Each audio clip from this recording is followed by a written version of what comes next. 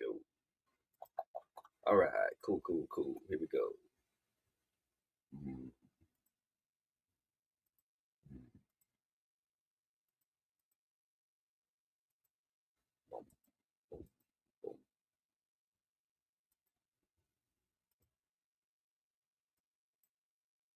All right, cool. What's up, everybody? Who's everybody? Me? What's up, me? All right, author workday. Number 4, working on island home defense. Yeah, I think that the name is going to be My Island Homestead. My Island Book 1 Homestead. My Island Book 1 Homestead. So I think we will do this. Happy Monday. Who am I? I am Gabriel Rathway. Amazing, best-selling author. And this is my stream. I am a writer who streams, not a streamer who writes. This song is loud. Thank you, Normandy Beach Party, for the music. It's great. I always enjoy your lo-fi hip-hop mixes. Okay. So, today, it is 8:36 in the morning. We're going to knock this stream out. Working on a book, My Island. Book 1 of 3. Book 1's going to be Homestead. Homestead Depot. How about Homestead Depot? Homestead in Another World. We might have to do this somewhere. Maybe, yeah. It kind of comes through when you're working on the story. Like, you figure out maybe the title will be this and things kind of, because I'm a pantser. It's what's called a pantser. It's when somebody writes by the seat of your pants. I mean, you don't have an outline. You just kind of have a vague idea or a pretty broad idea. And you just write as you go. You don't plan it out. But that's what I do. So, we're going to do this today. It's the 12th. My goal is to get to 10,000 edited, rewritten words by the end of today. And for the next 9 more days. So I would like to be done with this book by the 22nd and have it rewritten and edited, submitted by the 30th, somewhere by the end of the month. So, yeah. I've been up since 4. I already started some speech to text, so I did that this morning. It's probably about 1,500, 2,000 words odd. That's the main manuscript, which is here. Right here, which is at, 23,974. So I'll add that. Okay, I want to watch this too. I'll probably put this on while I'm writing today. I'm going to probably put some different videos on while I'm rewriting and editing, because the goal today is 10,000 words. That'll take a few hours, whatever. Is what it is. All right, so moving on. First things first, pimping my books. Let's do Author Central. Let's do Kindle Select. Let's go to Amazon. Let's do Gmail. There it is. Boom. I needed the audio version from Chef to send to the publisher because they're putting the audiobook out. So what I'm going to do is forward this to Joseph Maddox. Here you go. You know what? He probably doesn't want his email on the internet. Probably shouldn't do that, right? So I'll put it over here where you can't see it. Go back here. Go to yesterday. That's sales for yesterday. You can look at that. Let me send this email. Here you go, Joseph. Sorry for the wait. Hope you had a good weekend. Thanks, Gabe. That's a me, a Gabe.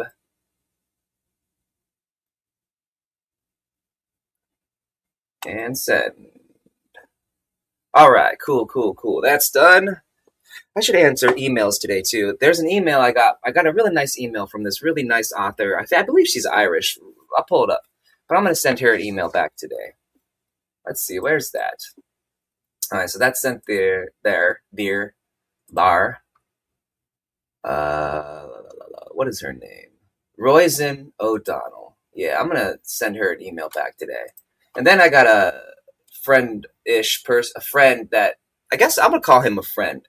His name's Brian. He read my books for a while, and he loves food, and we always send emails back and forth. And I haven't emailed him back. He sent me an email back in August. So I need to do that. All right. Yes, I need to download. Oh, no, I need to send. Okay, hold on. All right. Now I'm just rambling. Just rambling now. All right.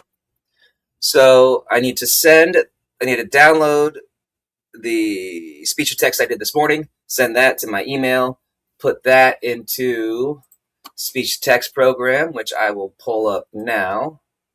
Open input, and then open output. Pull those over. All right, so here is input.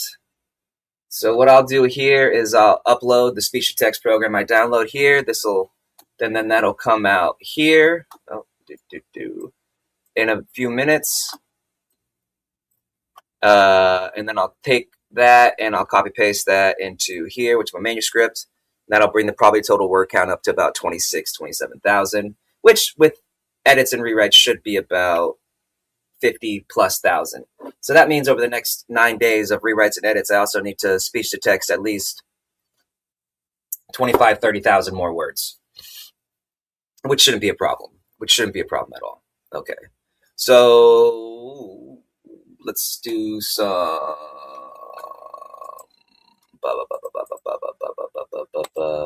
here. Me. Put my stuff in the chat. I have to do self-promotion, of course. I can't wait. April's coming. April 28th, 2026. Mercenary V Instructor Incarnated as a Chef comes out. That's my first series with a publisher, Tantor Audio. Then shout outs to Tantor. Shout outs to Stephen Rhett. You guys are the shiz. A Space Force chef who gets transported to medieval Japan, Tsushima Island, right before the no, that's from Chef. Mercenary Incarnated as a chef. Shit. Assassin killer dies, reborn in another world, where like he doesn't want to be a killer and like, but ends up having to be a killer. So it's more like an 80s homage to like Never Ending Story combined with like all those. It's like kind of a conglomeration of like 80s movies. Like if you take like Goonies, Never Ending Story, Wizards, Dark Crystal, Sword in the Stone. I mean, Labyrinth. If you take all those and you mush them together, those are like my childhood. That's like Mercenary Reincarnated as a Chef, and it's my homage to it. Like so I haven't really pimped this book yet, but there's a big giant wolf. It's also, so it's my 80s childhood movies and stuff, tropes and themes with the animes I read or saw as a younger person. So like there's a big white wolf that turns into a wolf girl, and then there's a tiny gorilla monkey that's like a nod to 80s or 90s video games, and then there's like a giant griffin. Like and then the main character is like an old assassin that becomes like a young, like teenaged hero. So it's just like it's a fun fairy tale romp. There's like tower climbing and food. It's really fun. I'm super excited about it. But yeah, it comes out in three months, man. 3.5 months. That's crazy.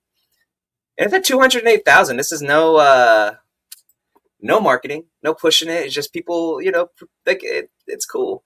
This is my first Athon publishing thing. I'm excited about it. That's cool.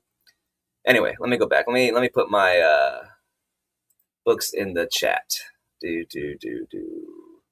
All right. So I always talk about clean links. It's the fastest, closest, shortest link to a book. And oh wait, that. Oh, there we go. Boom. All right. Now, let's see. Let's go order operations. Who am I? Gabriel Rathaway, best-selling author. These are my books. First thing, that's who I am. Post my books in the chat. Then, writing tip. Today, I took a magic mind. I get up at 4. So I do all the stuff, and then like I try to get out the door by 5:30, but I didn't get out the door till 6:30 this morning. And I get on the bike, and I bike like 3 miles, and then do some like exercise, like calisthenics, jump ropes, things like that, and then record speech to text for a little while, and then bike a couple miles back, and then get started with this part. And today I took a magic mind. I don't know if anybody knows what that is. It's like vitamin B's and caffeine and stuff. But then when I got back, I decided I want to try Ketone IQ. So I took Ketone IQ today, and I'm curious to see how that works.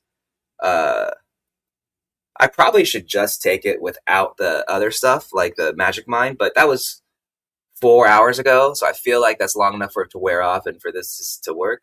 But I took it right before the stream, so now we're at 12 minutes. And I feel the same, but I don't know. We'll see. It's an experiment. It tastes like utter garbage. Like the original Ketone IQ tastes like, disgusting. Absolutely disgusting. But I hope it works. We'll see. Okay, so disclaimer out the way. Posted my book links. Okay, so the first book I did on the stream was back in July. That was Mercenary Reincarnated Chef Book 3. That'll be a third book in the series I just showed. The next book I did was From Chef to Crafter to Conqueror Book 6, which I wrote in 26 days, speech to text, rewrites, and everything, and then released that on October 15th for pre-order. Came out November 1st, so it's now been out for November to December, 2 months and 12 days. So 2.5 months, basically. In 2.5 months, we're still sitting at 30K in the store, rank 30,000, which it shifts up and down. It goes down to like 30, 40, 50,000, but ranks back up to like the 10s, 15, 16,000. So that's fine. It's doing quite well. We have 380 ratings in that time. I need to grab my phone real quick. Let me get that real quick because I got to do this thing. But hold on a second. I can talk. I have my phone. But there's a thing that happened with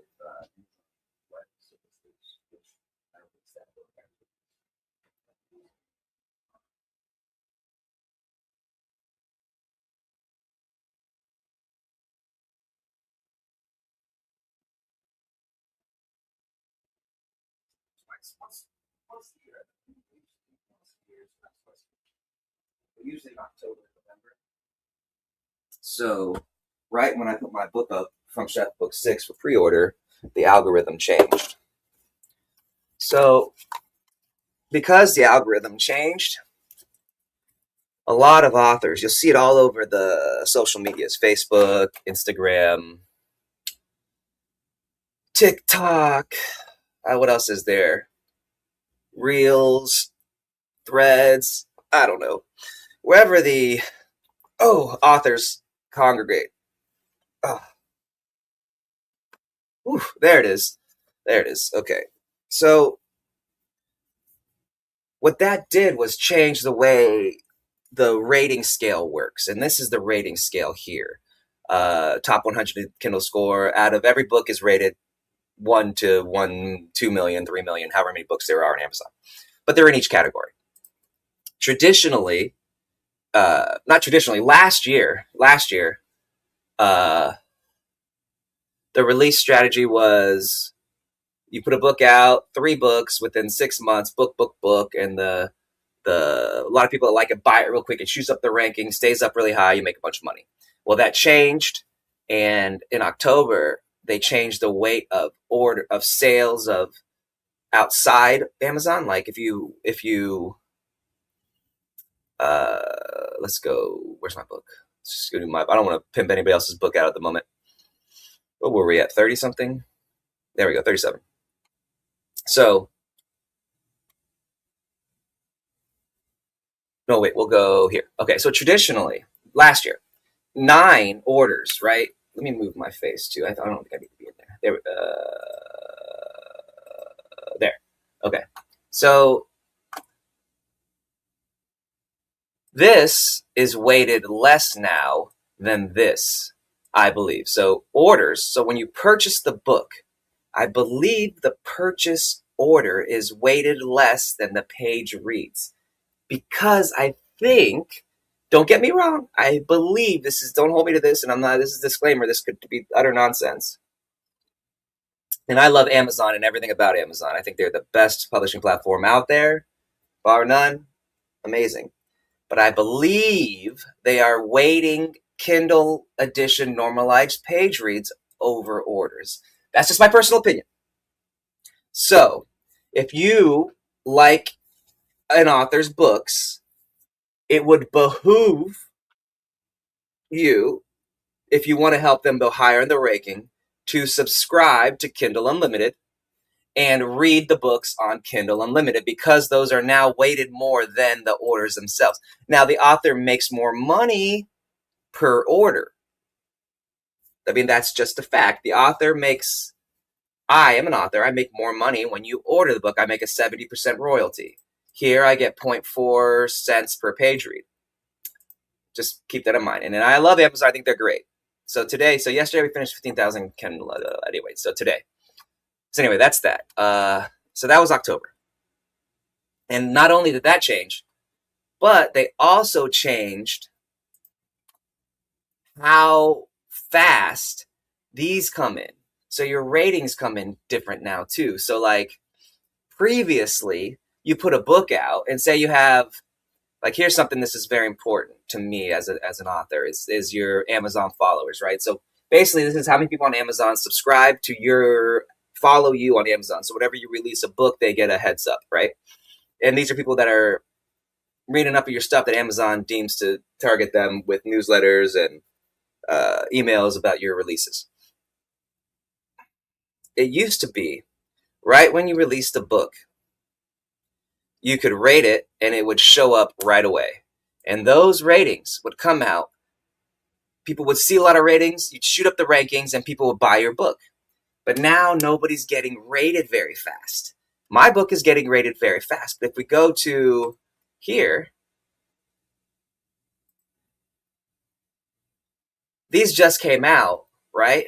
But there's only a few ratings. 18, 8. Let's see when this book came out. It's brand new release.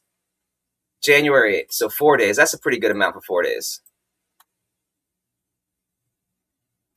6. See, that's not very many.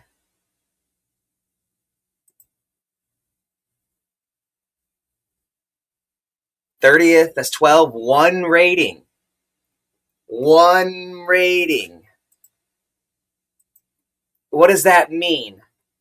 I'm not quite sure, but I believe, why am I talking like an idiot? December 28th. 4 ratings. What does that mean? I believe it means they're only accepting verified ratings on Amazon from people they are 100% sure are real people. Just keep that in mind. That's what I think it is. There's no more anyway. So, I did this book in 26 days.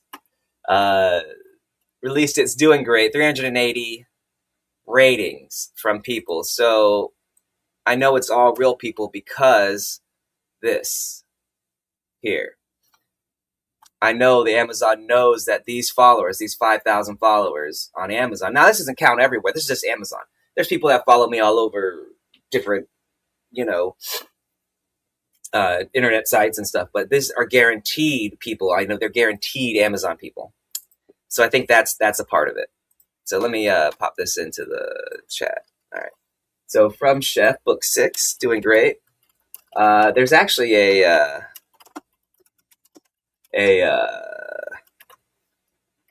Kindle deal coming out. A Kindle Amazon. Let me see if I can show this. Amazon.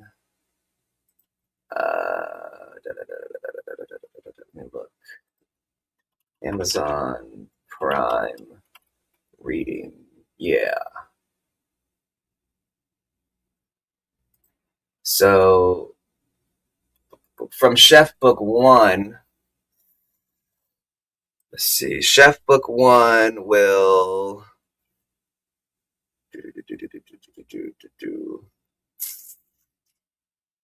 January something. Where is that?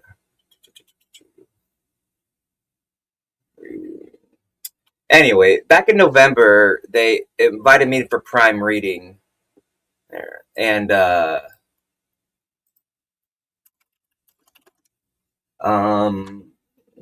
automatic renewal. No. Prime reading 25, 11, 15. Here we go. KDB support. Authorized 91 days. That's finished. When is this?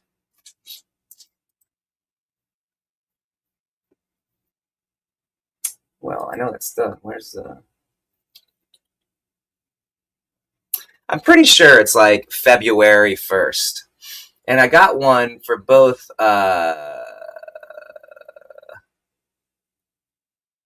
UK and Prime.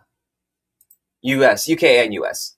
But those will both be coming up in February. So in like 2 weeks, I'll get a huge bump to sales because book 1 of From Chef will be pushed by Prime reading to people who haven't read it, and the new book's out. And if anybody has read it, they will see that a new book's out again. So next month it'll be a resurgence of the book sale. So it's great. And then I have my new book that'll be coming out that we're going to finish this month and release at the end of the month, which is My Island, Book 1, Homestead. My Island, Book 1, Homestead. Maybe Homestead in Another World. My Island, and Chapter 1 will be Homestead Depot. How about Homestead? Okay. Maybe that's better. Book 1, Homestead Another World, and Homestead Depot. That might be better. All right. So I'll release this book at the end of the month, which will push me up into the algorithm. It may not be a bestseller because it's a brand new book, but it will be in the algorithm. I'll get at least 5,000 sales on it, which is 15 grand over the course of 2 to 3 months. It'll push me back into the algorithm.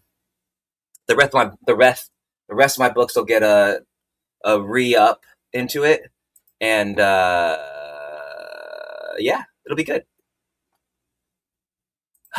I also have to do the cover for it. I did a little bit on X yesterday. I didn't really like it, so I think I'm just going to draw the cover and send it to my cover guy, because usually I just sketch out a real crappy. So even here, so like I released this book, I got 25 ratings, which is not enough right now. I thought I'd have at least double that, and I released it on December 24th. I thought I'd have about double that, which is more, though. 25 ratings is more than a lot of those other people have, but we'll get more. It'll get more, but it's only been 18 days, so I'm getting more than a rating a day. But it's at 80K, but it'll shoot back up to the 30s eventually. As soon as it gets up over 4 to 4.5 stars, it'll start shooting back up. And when I release the second book, it'll start shooting back up. But it's also a re-release and a rewrite. So some people have read it before and they're a little burned by it. Like they're hesitant to reread a re-release. So I'll get a bump up in that too as the next 2 books come out. So this is a book which will be what is it called? I guess you call it like a sleeper hit. It's released in December, but it won't hit until March. But it'll hit hard in March, because in April, Mercenary Card Day, the Chef comes out, and the next 2 releases should pump it up to where when that comes out, that should shoot up. And then after that, I'm going to put out another from Chef in May, probably. Yeah. And then June,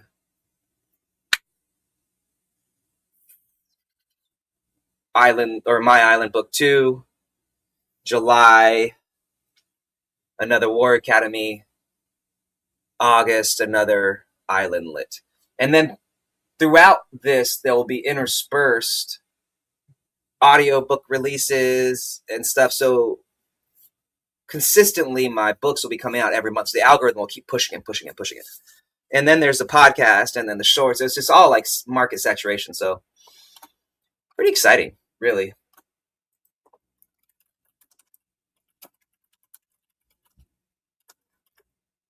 Let me copy these. Pimp the book.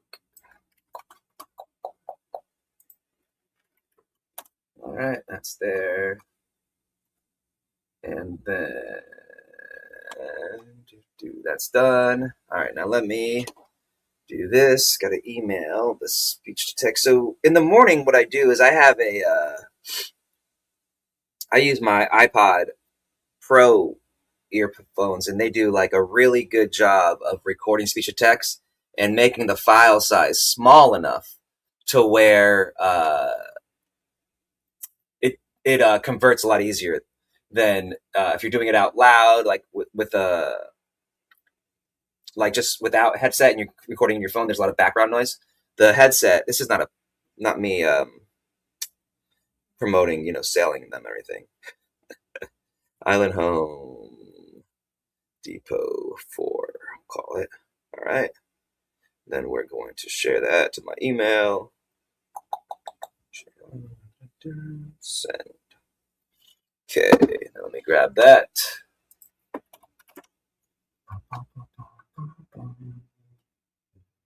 All right. File received, Joseph. Thank you. Best done. All right. So he got the cover. Excellent.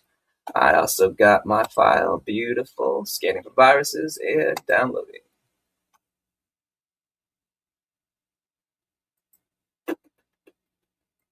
Here. Did I download it? Okay. No? Download. There it goes. I did double download. Okay, so here I'll take that, drop it in. Boom.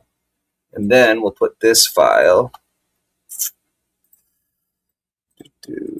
Where's this one? That'll go here. And we'll drop it into here. Uploaded. Boom. So it'll take a few minutes. So this is a little bit shorter than yesterday. So this might be around 1,500 words. And that'll pop out here in a few minutes. That's done. Sales are fine. We're at 1,200. By the end of the month, it'll be 3,000 plus. That's, yeah, last month it was like 6, so-ish. This month it'll be half, and then next month it'll shoot back up again. So, yeah, that's that. What else? Any quality items? Anything new? Nope, I gotta do I Am Gamer. I gotta fix these, but that's not anything I'm in a hurry to do. Sales rank of books. Book 1's at 50, 70, 54, 33, 80. This will shoot back up. These are no longer out in publication. I'm gonna have to get rid of these. I don't know why they're still showing. Come back, get rid of that. Don't need that. No, we'll go back here. Pop this to here. This lady at the massage, my wife got me this massage place, and it's like, it's good, but it wasn't great. I don't want to go back. They just email the shit at me. Give my email. All right, that's done. Oh, I need to download. Hold on a second. These are updated for Warrior Academy Book 2. They are the new file. which is going to be, where is War Academy? Here we go. Let's drop them in here, and then we'll rename that.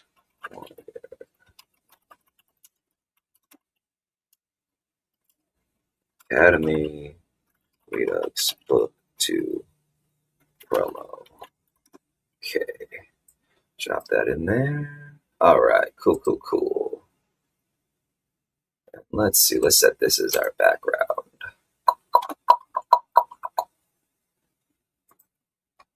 There we go. So we got rid of now it's Redux Book 2 instead of Hero Trio. Okay. Dunzo.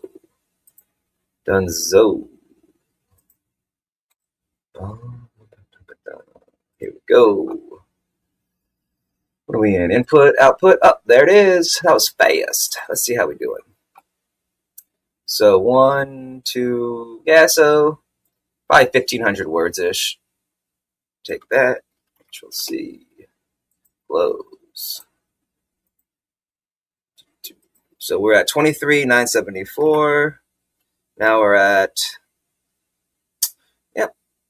25,4. So yeah, about what I said, 1,500, 14,5, 14,3.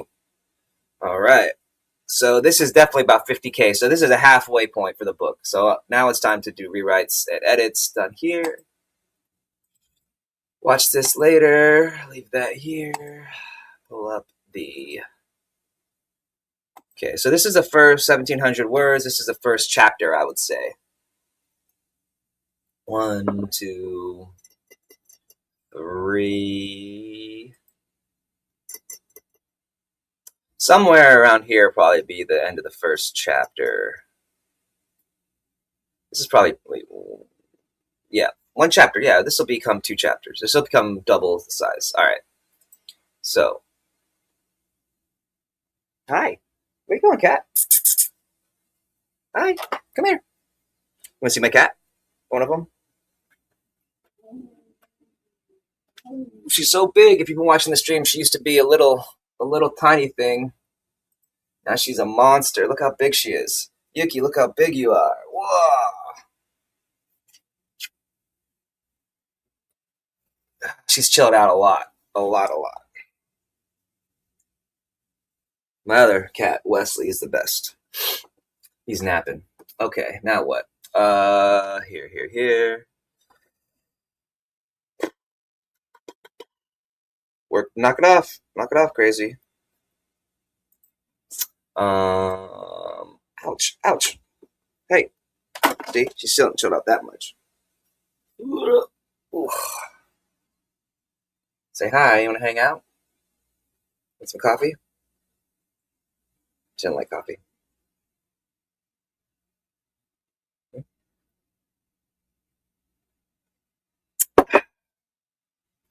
Hey, I gotta work. And don't mess with Wesley. He's napping. All right, what's the next? What's the next thing? Opus.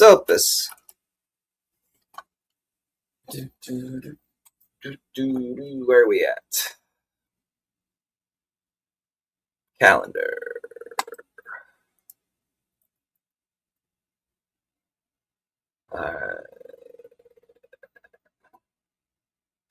Yeah, so I'm scheduled out to the 19th.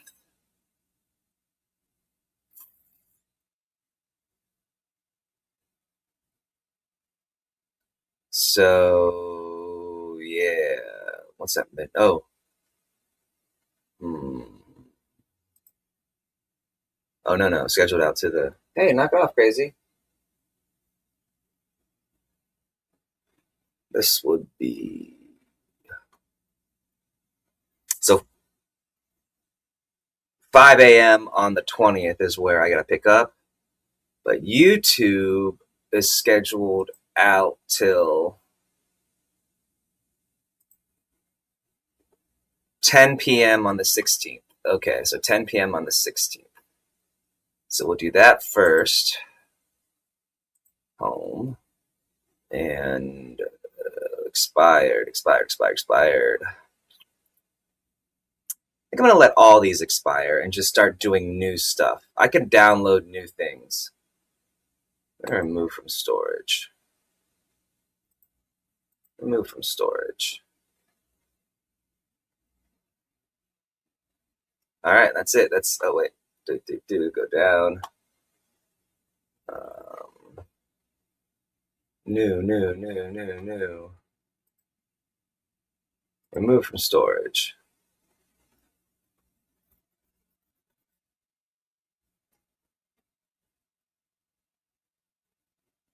Man, to buy some more credits too. All right, well, this is boring. I'm going to do this later. I don't feel like doing this. See, 2 days before expiring. I only have 76, so I'm going to take off autosave is off, auto imports on. So I think I'm just going to do new stuff, and we'll start with author workdays here. So 20. Yeah, I don't even know. Yeah, these just a lot of these are clips, and it's eating up all my data, all my stuff. Be great if it just posted it on its own, but hey, cat, knock it off. Crazy. All right, I'll do this later. Opus is there. We'll leave this here. Back to here. All right, so let's think.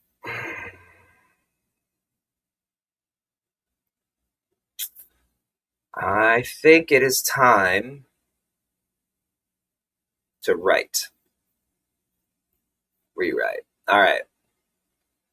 One reason I copy a portion of the manuscript original into a new one is because I use Grammarly for editing, and it can only do 10 pages at a time. And if you have more than 10, it's annoying. It resets and does all these things, and it's hard to use. So recommendation is to do 10 pages or less at a time. All right. I don't know if I want this or not, but I might. We'll save it for now. We'll leave it alone for now.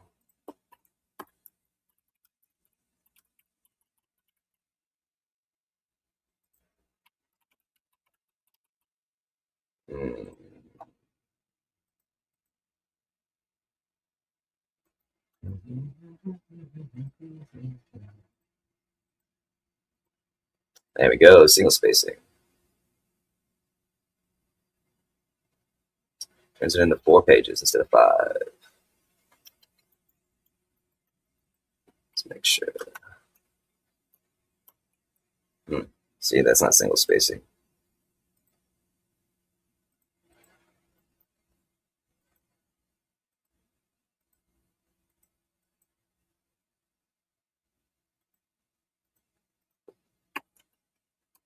That doesn't make any sense. There's a automatic page thing I gotta fix. After 0. Okay. All right. Save.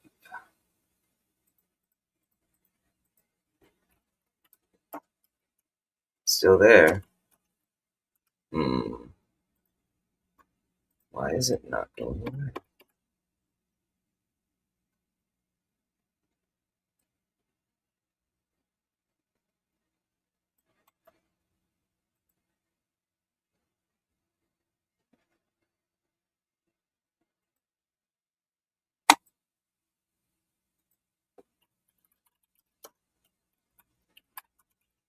Why is this doing this? It's pretty annoying. All right, let's see. Go home.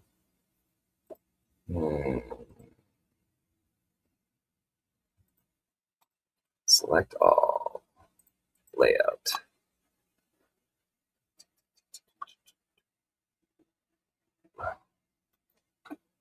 Paragraph. Spacing. 0. Nope. Control Z.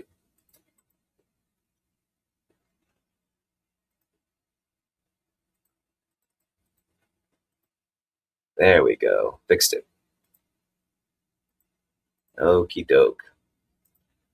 Home. Okay. Now, select all. paragraph.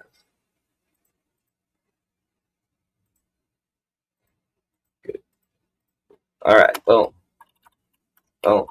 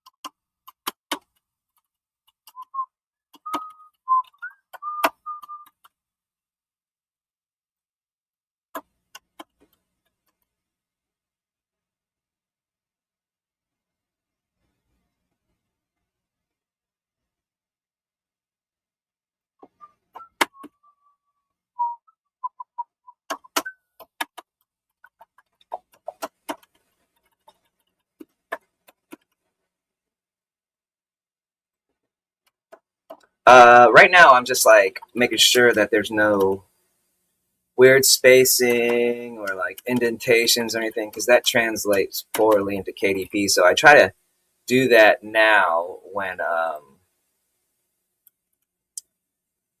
I'm writing, because it makes it a lot easier later on when I'm doing the whole thing. Okay, so now it's time to edit and rewrite. Okay, let's see. Let's see. We'll put this here. I think what I'll do is put something else on to watch while I'm writing. Let's see. Let's leave this the same size. Bring up here.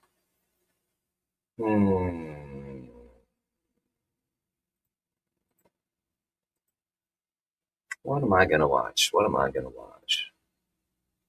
Massive Leak. I do like me some Aspen Gold. He's funny. Alright, so what I'll do is remove this window.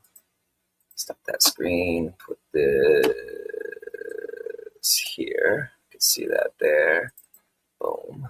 Alright, we'll put this here. Alright. That over here. And we're going to add a window. Share screen. Entire screen. Here. Audio. Boom. Added. All right. Let's see this. There's a laser? Wait, what? Take a look at this. So one of the security guards that was loyal to Nicolas Maduro has come forward, and they have told their story of what it was like when America attacked. The security guard. On the day of the operation, we didn't hear anything coming. We were on guard, but suddenly all of our radar systems shut down without any explanation. The next thing we saw were drones. A lot of drones flying over our positions. We didn't know how to react.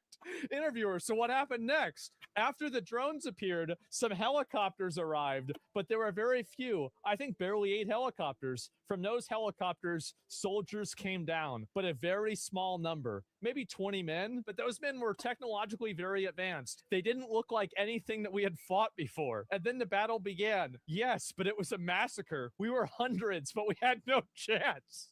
They were shooting with such precision and speed, it seemed like each soldier was firing 300 rounds a minute. We couldn't do anything. Oh my God. Is this Warhammer lore? Yeah, exactly. And then your own weapons, didn't they help? No, they did not help at all, because it wasn't just the weapons. At one point, they launched something. I don't know how to describe it. It was like a very intense sound wave. Suddenly, I felt like my head was exploding from the inside. We all started bleeding from the nose. Some were vomiting blood. We fell to the ground, unable to move. And your comrades, did they manage to resist? No, not at all. Those 20 men, without a single casualty, killed hundreds of us. We had no way to compete with their technology, with their weapons. I swear I'd never seen anything like it. We couldn't even stand up after the sonic weapons or whatever it was. Oh my God. You know what they should do? They should play this interview as a recruitment ad for the United States military. Those 20 men, without a single casualty, killed hundreds of us. We had no way to compete with their technology, with their weapons. I'd never seen anything like it. We couldn't even stand up after the sonic weapon or whatever it was. So do you think the rest of the region should think twice before confronting the Americans? Without a doubt. I'm sending a warning to anyone who thinks they can fight the United States. They have no idea what... I saw that already. And so Happy China's Monday, everybody. Welcome to another episode of China Update, where we discuss leading political, economic, and geostrategic analysis on the world's #2 economy. My name is Tony. I'm filming today in a hotel room. I'm currently in Vietnam for several days for meetings and some investigation here. As such, please forgive the informality of the current filming environment. We have a lot to cover. It looks like it's going to be a busy week, so let's jump in. And first up, we have the newest data for China's property sector in 2026. And surprise, surprise, it is not good. China's prolonged property downturn worsened in 2025, with new home sales falling to their lowest level in more than a decade, indeed dropping to pre-2010 levels and dropping by roughly half from their 2021 peak, highlighting the scale of the structural reset underway in the housing sector. Total sales area for new commercial housing last year fell about 9% versus the year before to roughly 890 million square meters, while sales value declined around 13% to 8.4 trillion yuan, 1.2 trillion US dollars, according to China Real Estate Information Corp data published over the weekend. Both figures are down around 50% from their highs in 2021, when sales reached 1.6 billion square meters and 17 trillion yuan, respectively, based on revised National Bureau of Statistics data cited by the head of China Real Estate Information Corp. The collapse in demand has sharply curbed developers' investment appetite. National real estate development investment in 2025 is estimated at 8.4 trillion yuan, a 39% decline from its 2021 peak, and a return to levels last seen in 2013. We also note that the devil is in the details. While this is a bad number, it becomes especially bad when we see that most of this investment is being pursued by state-run developers, not the private sector, suggesting that under market conditions, the rate would be even worse. New housing starts have plunged even more dramatically, falling about 74% from their 2019 high to just 580 million square meters. While the contraction in new supply might normally support prices, that mechanism has broken down. Industry researchers say today's new home buyers are mainly upgraders seeking higher quality projects that meet updated standards, leaving older developments dependent on steep discounts and struggling to clear inventory. As a result, reduced supply has not translated into stronger overall demand. By contrast, the second-hand market has shown some signs of stabilization. In 30 major cities tracked by China Real Estate Information Corp, second-hand home transactions reached 214 million square meters in 2025, a 5-year high, and nearly 70% of total housing transactions in those markets. We note that while this is a 5-year high, it is still below pre-crisis levels. But this resilience overall has come at a cost. Prices. Data from Ke Holdings show average second-hand home prices in those cities have fallen nearly 40% from their peak. And of course, second-hand home sales don't produce new land use revenue, which local governments rely on. New home prices have held up better, buoyed by a shift towards higher cost projects and the removal of price caps. But analysts warn that falling second-hand prices continue to exert downward pressure across the market. With inventories still incredibly high in many cities, with oversupply estimated to be in the tens of millions of units, policymakers face a long road to stabilizing expectations and guiding the sector toward a new, smaller growth model. Meanwhile, China Leaving? Vanco, one of the country's largest home buyers, is facing a My wife's getting ready for work, so I'll probably seeks creditor approval disappear from the camera to and say delay goodbyes. payments on 5.7 billion yuan, 817 million US dollars of onshore bonds and prepares a broader debt restructuring plan. The Shenzhen-based developer must submit revised extension proposals by the end of Monday today, after bondholders rejected earlier plans for a 12-month deferral, agreeing only to brief grace period extensions. Conqueror is the last major Chinese developer to avoid outright default, but pressure is mounting. The company is burdened with nearly $50 billion in interest-bearing liabilities and What kind of cash in tone? December after a key state-owned shareholder, Shenzhen Metro Group, scaled back support. We covered that at the time. That move triggered market anxiety and sent some of Conqueror's bonds to record lows. Failure to reach a compromise with creditors or a government-mandated restructuring could effectively amount to a default, opening a new front in China's property crisis, which has already seen more than $130 billion in missed payments across the sector.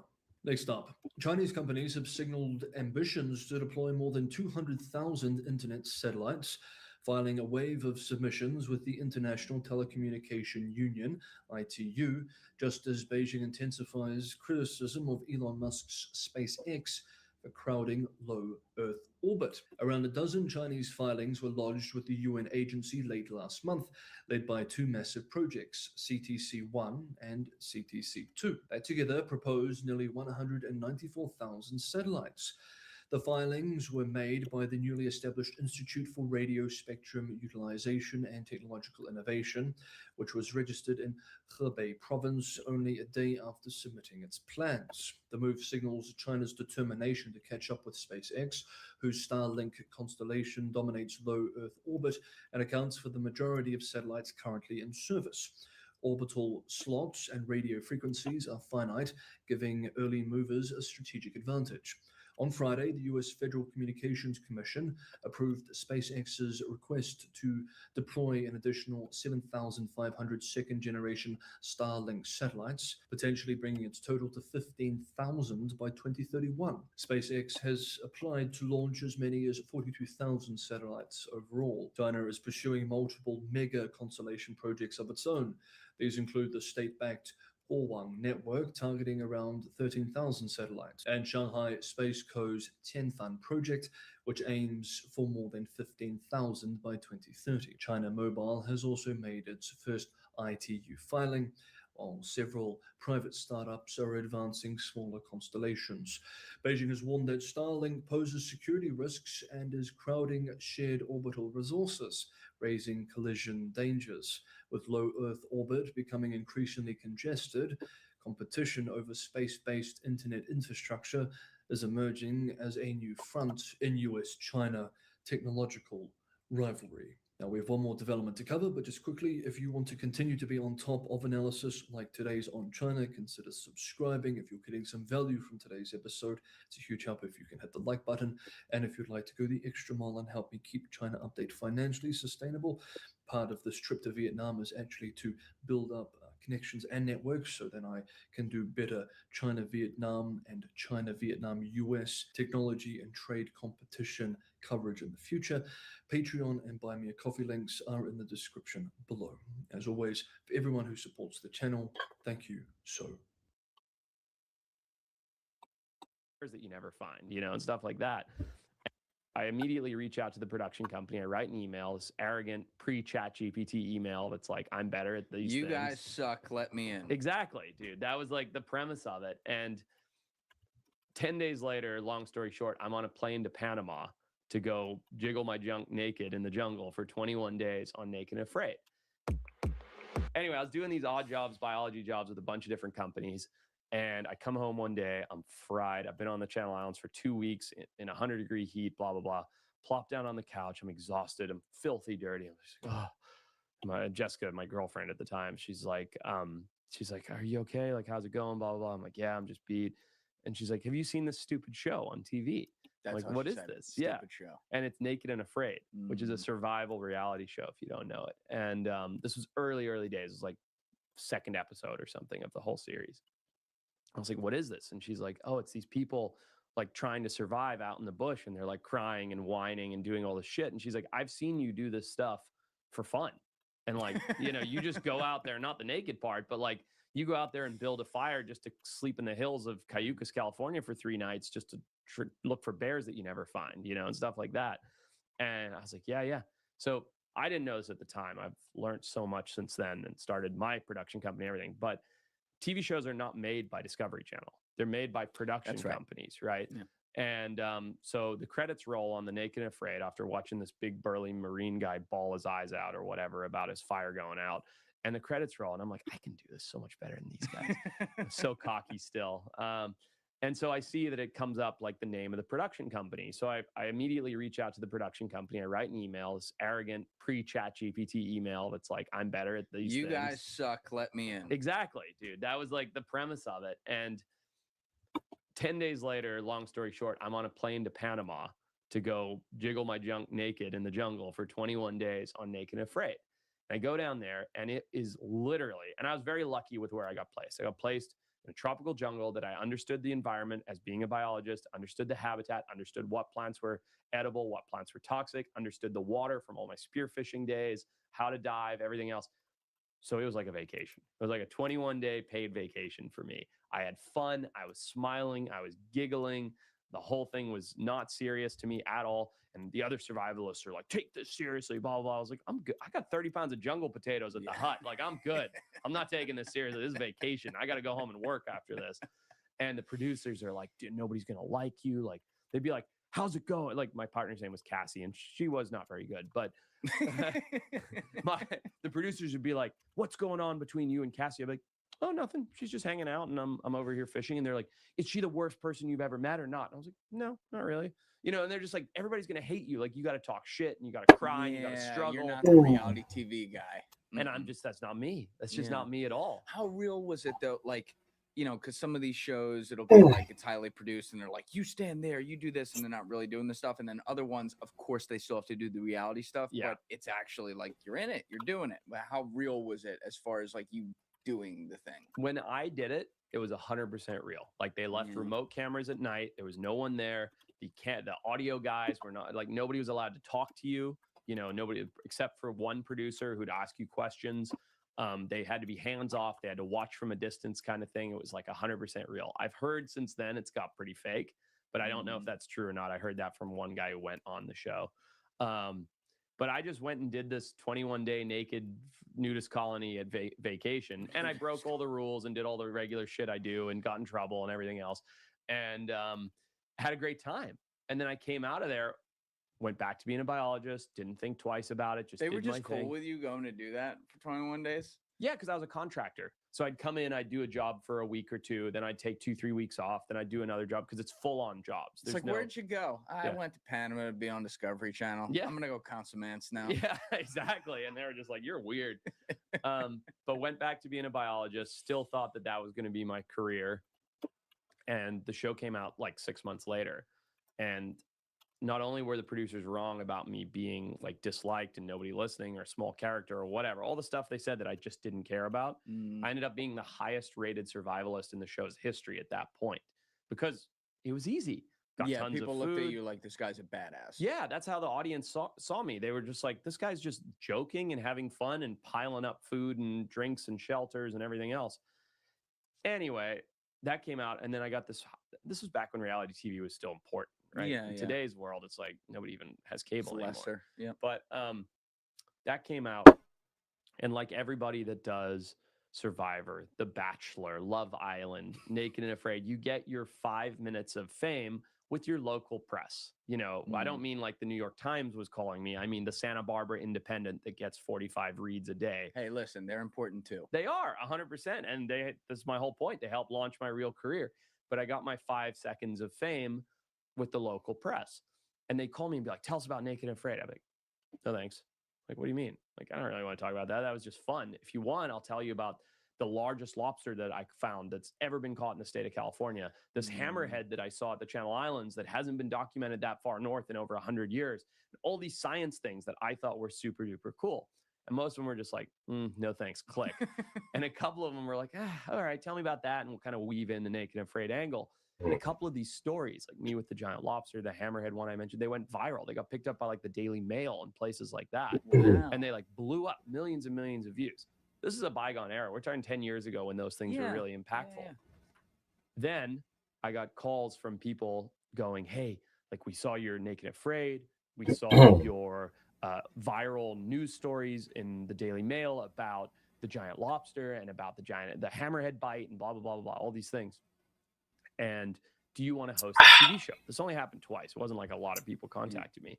And I was like, yeah, I'd love to host a TV show. Like, you know, be a Steve Irwin and like tell people about snakes and shit. You gotta throw the accent back on. Yeah, totally. And so they sent me stuff. And I remember one of them, I'm not joking, Julian. If I'm lying, I'm dying, was a bear dating show. So I was a bear dating show.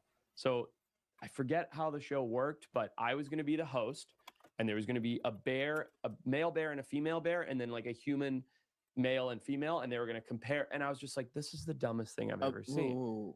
Hey guys, if you haven't already subscribed, please hit that subscribe button. It's a huge, huge help. Thank you. They were going to get the bears to date. Apparently. So obviously that never went forward, right? And I didn't sign on to that. I just looked at it and thought, this is so stupid. Oh my God. But I started to learn the inner workings of like, you find a talent, which was me. You develop an idea, you write it all out, you put out episodes as an outline, you create a budget. And I had been working as a scientist. Like I took the data, I analyzed it, and I was like, this is stupid. I can create a TV show. Like if this is the best they've got, fucking bear dating shows. That was the best idea, really. That I got presented with. There were better ones out there, I'm sure. But I just said no to all the production companies that reached out to me because I was like, this is terrible. Yeah. This is garbage media. And I created my own TV show, which was Extinct or Alive, which is a show I did for a couple of years. Was that involving opening up your own production company? That came later, many years later. Yeah. Okay. So how did you get that made? So I partnered with. So I looked at the process. I partnered with a guy named Patrick DeLuca who has lived in LA, and we wrote out this Extinct or Alive TV show. Created this concept because as a biologist, as someone who's spent his whole life looking for rare animals, finding these things like I just mentioned, these giant lobsters, these hammerheads. I want to come back to that, by the way, but keep going. Yeah, I said to Patrick, I was like, listen, people declare things extinct that aren't extinct. And once you declare something extinct, it doesn't mean hiding in a bush or around the next corner. It means eradicated from the planet, like doesn't exist any longer. So once that happens, all hope is given up, funding dries up, conservation efforts go away. I was like, we should go find extinct animals, like prove science wrong. You can tell there's a theme with me. And so he's like, yeah, I love that idea. Let's do it. So he wrote it out, came up with these ideas. And then I saved up all my money. My wife was working on a part-time teacher salary. I was doing odd biology jobs, odd boating jobs, things like that, taking people fishing, like whatever I could do to make money. And I'd save up money, drive down to LA because nobody would take a meeting with me. And I'd literally knock on production companies' doors. Even after the success, they wouldn't take a meeting with you. But the success was minuscule, and it was fly by night. It was one Naked and Afraid show and a couple like headlines in the news, and then it had all gone away. From when that happened to when I got a production company, which was here in New York, and I'll tell that story in a second, to agree took 3 years.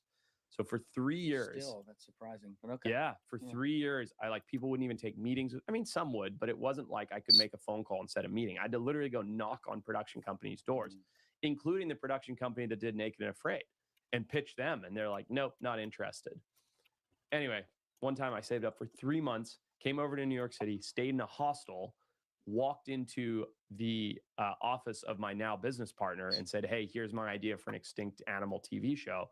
And after getting no for 3 years, he goes, yeah, let's do it. Get out of my office.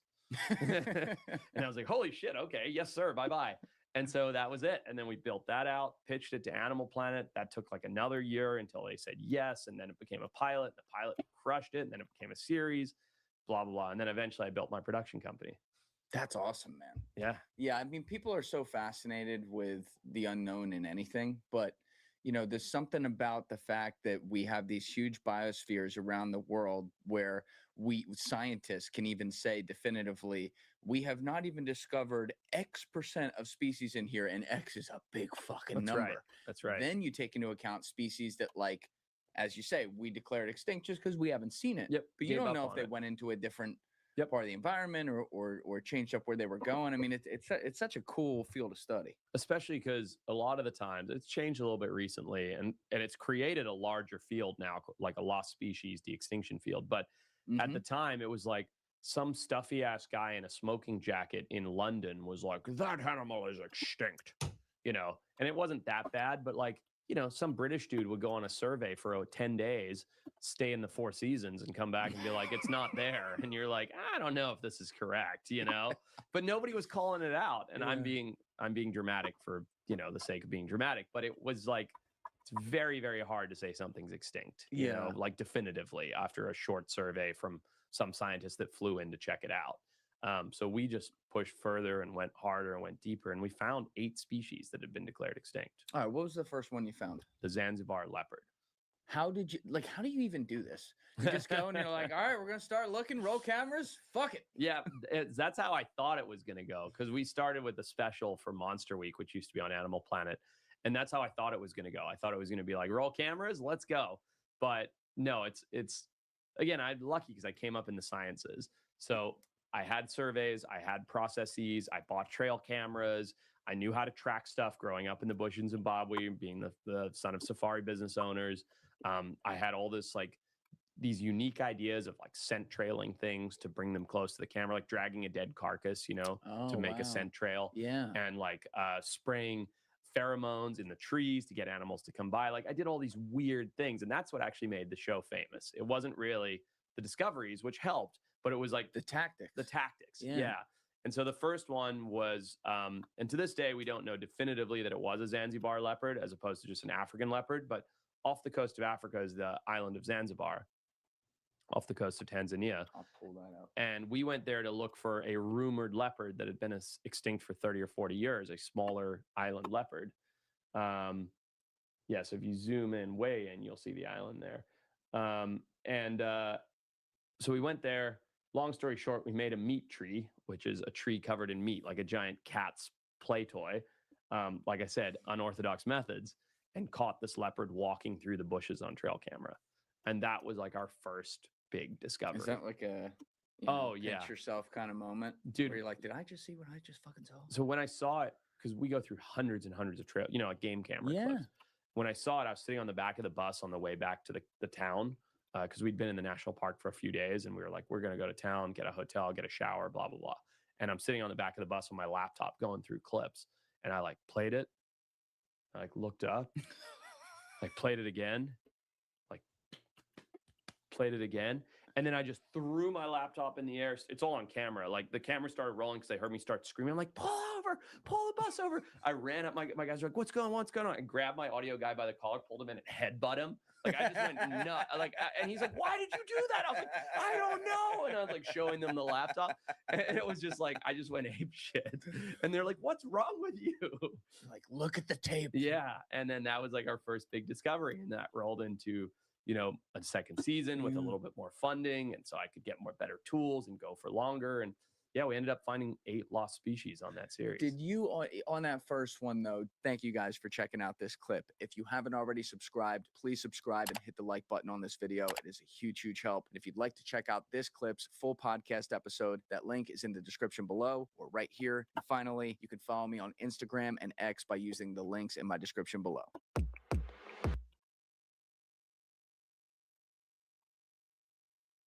Okay, what else? Interesting. I don't feel like watching that. U.S. housing crisis explained. I already know about that. Worse for Russia. Something big broke in Russia. Fed, know about that. Addiction, know about that.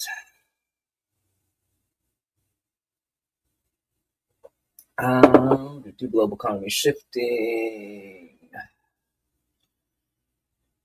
Oh, I think I need to get some coffee. Let me grab some coffee. I'll be right back. Let me put on... Oh, here we go. What's going on with basketball? Be back. Hello, welcome to the Hoop Collective podcast. We talk about the NBA, which we're doing on Sunday evening. Joining us from New York City, Tim Bontemps. Hello, everybody. I want to know what this howdy pennant is in the background of our guy's new fancy setup in his new house. Yes, joining us from New Digs in Dallas is Ben McMahon. Howdy, partners. That actually was sent to me by one of our crack sports center producers, so Jessica Showbar, a.k.a. Showbiz. Watch it, but I currently just hit 2,090 words. So I was at... From the 50 states and 50 days thing. If we remember, here, I'll put this over here. I was at 1497, I think it was. Let me take a look. We can double check. So in that time where I've been watching those videos, yeah, I wrote 300-ish words. So we're at 2090. By the end of the, what's that? 2, 3, 4 pages, we'll be at probably 3,000 words. And then, yeah, 2,500, 3,000, then I'll do the next chapter. 3,000 words a chapter is pretty good, I think. All right. Ooh. Stretch it. Oof. I have a standing desk. I write standing. I don't like sitting for long periods. It's just bad for you, but it's lazy.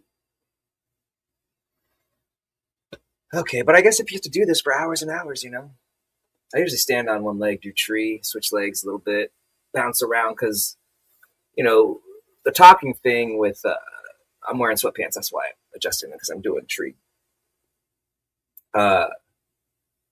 Usually when I'm writing, I write for a little bit, pace, walk around, come back, listen to music, write for a little bit, walk around, when I have music going in the background. So I don't sit here and stare at the screen for hours. I come in, come out, come in, come out, write a couple hundred words, come in, come out, because walking, pacing helps me think. Anyway, that's what I usually do. All right. So anyway, we're on page 2 here.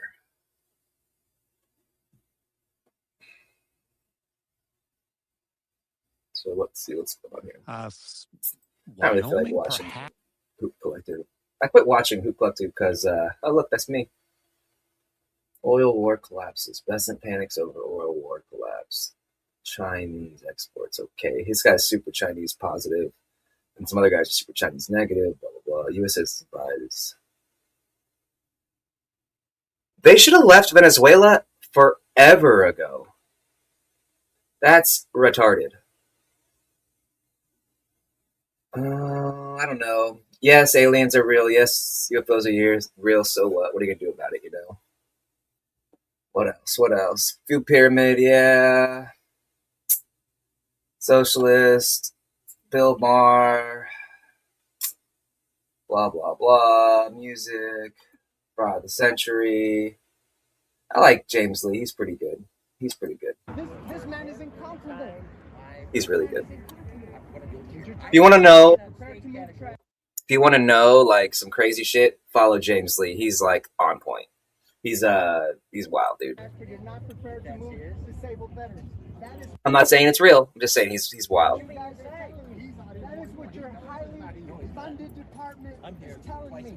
A sprawling 388-acre parcel of land located in West Los Angeles, beginning at the corner of Wilshire and San Vicente Boulevards, represents one of the most valuable and contested pieces of real estate in the United States. It is also the site of a major crime scene, a case of staggering fraud of the highest magnitude.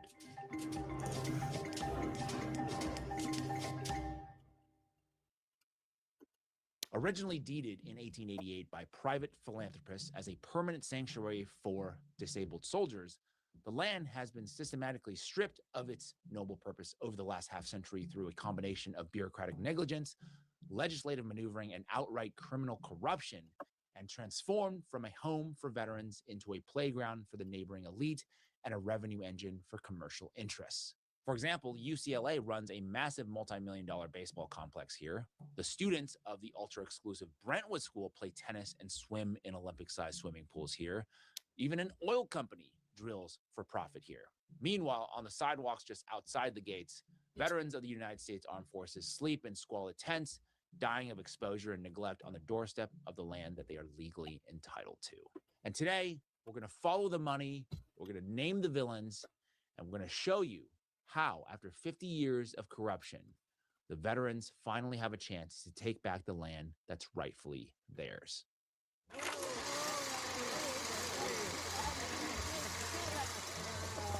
In 1888, as the United States grappled with the long-term care of Civil War veterans, Senator John P. Jones and philanthropists Arcadia Bandini de Stearns Baker and Colonel Robert Symington Baker donated approximately 300 acres of land to the National Home for Disabled Veteran Soldiers. The deed contained a specific and binding restrictive covenant, which is that the land was to be used to provide a permanent home for the nation's veterans.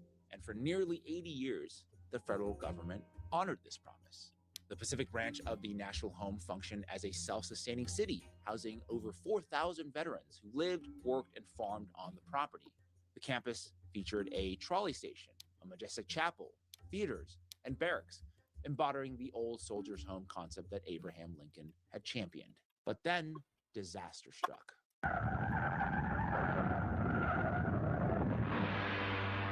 In 1971, the Sylmar earthquake, a magnitude 6.6 quake, struck Los Angeles, causing 65 deaths, over 2,000 injuries, and $500 million plus in damages. As a result, the historic barracks were declared seismically unsafe, and rather than renovating them, they were left to ruin.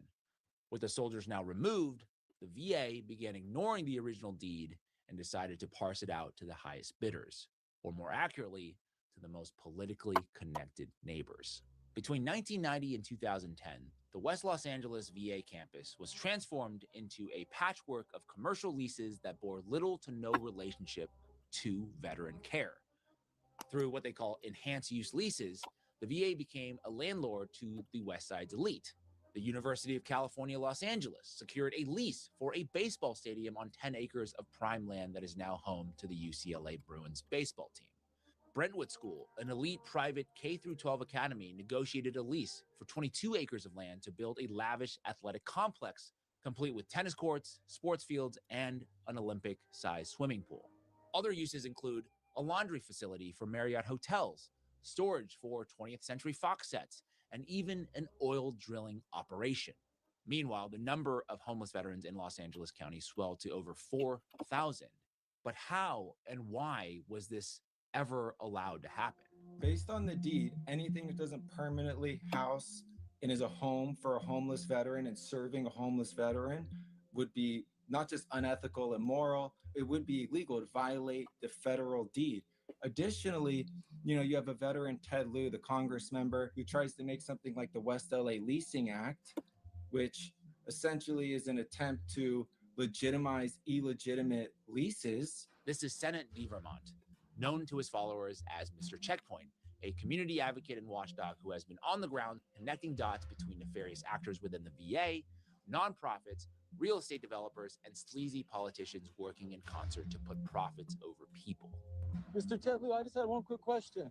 The 2016 Leasing Act that you authored, it specifically says that if the Office of Inspector General finds any lease to be violated, the Secretary of the VA can no longer go through a lease. Is that correct? You authored the 2016 Leasing Act. I did, and the IG makes recommendations to the VA, and then the VA over 50% of the leases violate the law, the Office of Inspector General said. And wait, just listen, sir, your law said, though, that the Secretary of the VA... So I expect the VA to follow the IG's findings. But so what gives the authority to work with Thomas Saffron? Shame on you, man.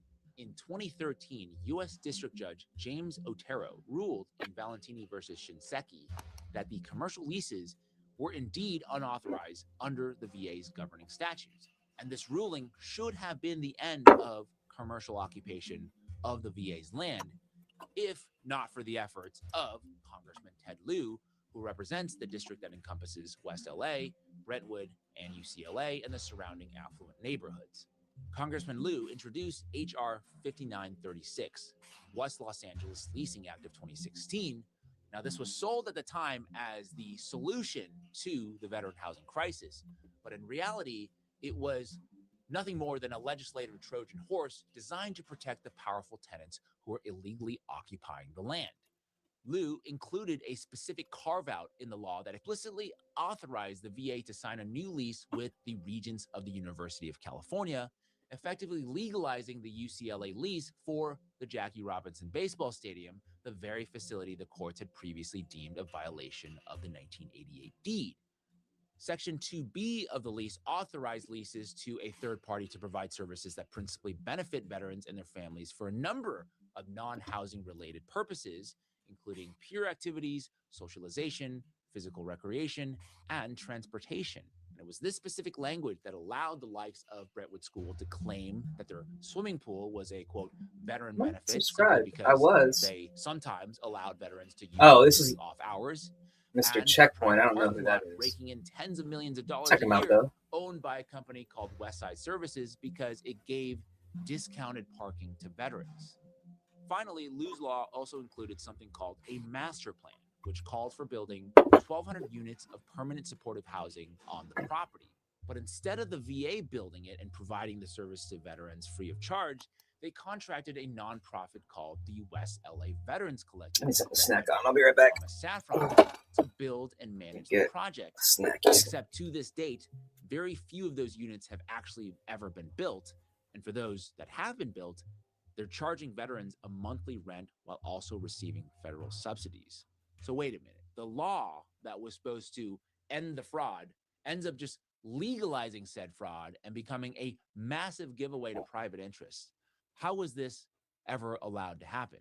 Well, between 2014 and 2016, as Lou's legislation was being drafted and debated, the Brentwood School spent nearly $1 million on federal lobbying. Also, according to a 2016 lobbying report, the University of California also lobbied directly for the passage of HR 5936. So it's almost like the bill was written directly for them.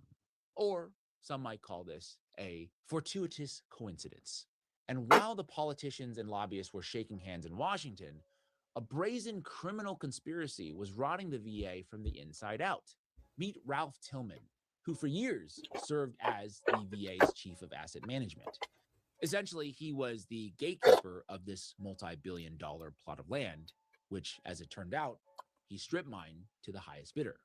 In 2018, Tillman pled guilty to accepting over $250,000 in bribes from a man named Richard Scott, the owner of Westside Services, the very parking lot operator Congressman Ted Lieu's legislation helped protect. Let's continue to follow the money. At this point, we already know Congressman Ted Lieu, but standing right beside him was Karen Bass. Before she was the mayor of Los Angeles, Karen Bass was a congresswoman representing the districts adjacent to the VA. She was a key co-sponsor and vocal champion of the West Los Angeles Leasing Act of 2016, and she, along with Lieu, assured the public that their quote-unquote master plan would solve veteran homelessness. So guess who was one of Karen Bass's major campaign donors? That's right, Thomas Saffron, the developer who coincidentally was awarded the contract to build 1,200 units of new housing for veterans. So either this is a staggering conflict of interest of criminal proportions, or maybe just another coincidence.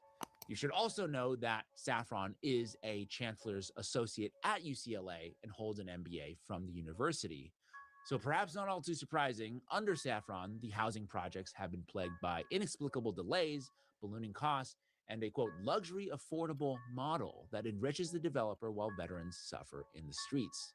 Come take a look into Building 402. This is at the West LA VA Soldiers Home in our nation's capital of veteran homelessness. It's 107 studios and 13 two-bedrooms. It's 435 square feet. I don't think this kitchen, the fridge, and the stove and the oven gets smaller. How much do you think Thomas Saffron and Associates at the Veteran Collective claims these 120 units cost them to build? Well, we're going to tell you it is $64,261,556. That is over $500,000 per unit. Forgive my asking such a dumb question, but for that price, couldn't we just buy them all a home? None of this makes any sense. But of course, it's not really supposed to, because as long as the public is too distracted to look, the land stays open for the tennis courts, the baseball diamonds, and the oil drills. But to keep a scam of this magnitude running for decades without a public revolt, you need a friendly face to sanitize the neglect. Enter a woman named Marcy Polier Schwartz and her nonprofit Village for Vets, which is an organization that supposedly distributes meals and small emergency grants in the form of sandwiches and sleeping bags. All the while, the massive land theft continues in the background. None of that ends up being much of a surprise once you find out that Marcy Schwartz herself is a wealthy Brentwood resident and has publicly advocated against building veteran housing, opting instead to favor things like parking lots. The same lots, by the way, involved in the Tillman bribery scandal, some of which she herself owns. So today we're going to call this what it really is. This isn't just policy failure. It's not just bureaucratic incompetence. This is a massive multi-billion-dollar real estate fraud. This is corrupt officials like Ted Lieu and Karen Bass writing laws to legalize the theft. This is the university regents and Thomas Saffron spending millions of dollars to buy those laws. This is high-ranking VA officials taking cash to look the other way. This is nonprofits run by people like Marcy Polier Schwartz, who put her own financial interests ahead of the veterans. These are people who looked at this sacred land that belongs to the men and women who help protect this country, land that's worth tens of billions of dollars, and they decided that it was too valuable for homeless veterans, so they took it for themselves, but that ends now. I think raising awareness, look at all the stuff we see about recent fraud issues going viral and stuff. I mean, it's been shared ad nausea, but for what? I mean, this actual issue can end veteran homelessness in Los Angeles. Los Angeles was not the nation's capital of veteran homelessness. In fact, Los Angeles had more veterans being rehabilitated in Los Angeles than anywhere before. And we can absolutely get to that. We can house what they say is maybe 10% of the homeless population here in Los Angeles without spending any city, county, or state tax dollars. Just federal, $1.4 billion budget. The whole VA as a nation has a $300+ billion budget. The money is there, the land is there, the corruption's in the way, and the public awareness literally erodes that. And if we can reach out to our if we can reach out to our public officials, this will be made a difference. I mean, I absolutely believe that.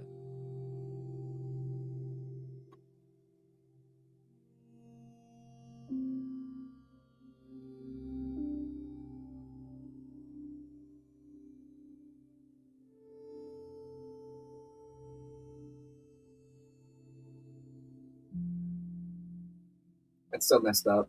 California is such garbage.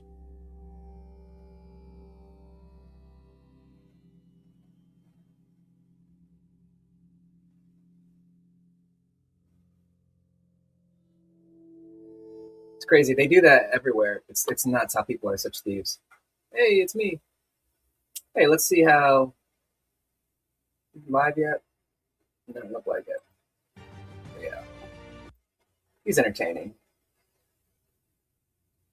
What else is there?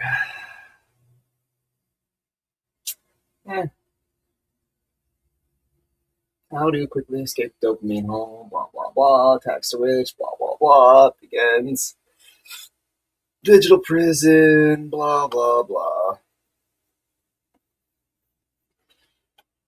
Yep. Boring. I don't really watch much of the news and stuff anymore because I get all my news from yesterday and early in the morning by 5:36 in the morning. So everybody that I used to watch that I enjoyed seeing, telling me about things, they're so behind the times. They're slow, so it's boring to me. Here we go. What is? Yeah, Iran's bank collapse, blah, blah, blah. Chinese military, stuff in the face, yada, yada, yada. Truly, X is the best place to go if you really want to know what's going on. Something broke in Russia. He becomes a god. No, he doesn't. This is a clickbait. Right out in the open, CNN, blah, blah, blah, Moscow, blah, blah, blah. There's a couple YouTubers that are really on specific things, and they kind of, if you can watch them, can really predict what's going to happen the next few days. So it's kind of interesting. There's a shipping guy. It's a shipping show. There's a war guy that wears a hat. There's, a few other people. Boring, boring, boring. Ukraine war, boring, boring, boring. Let's see score on X. You notifications. It's my dad. Thank you. Let's see what is home. What is popular live? Tim Waltz to resign. Death toll rises Iran. Me, author Workday. Bradley Cooper. Trigonometry. It's kind of like blah, blah, blah. Blah, blah, blah, blah, blah.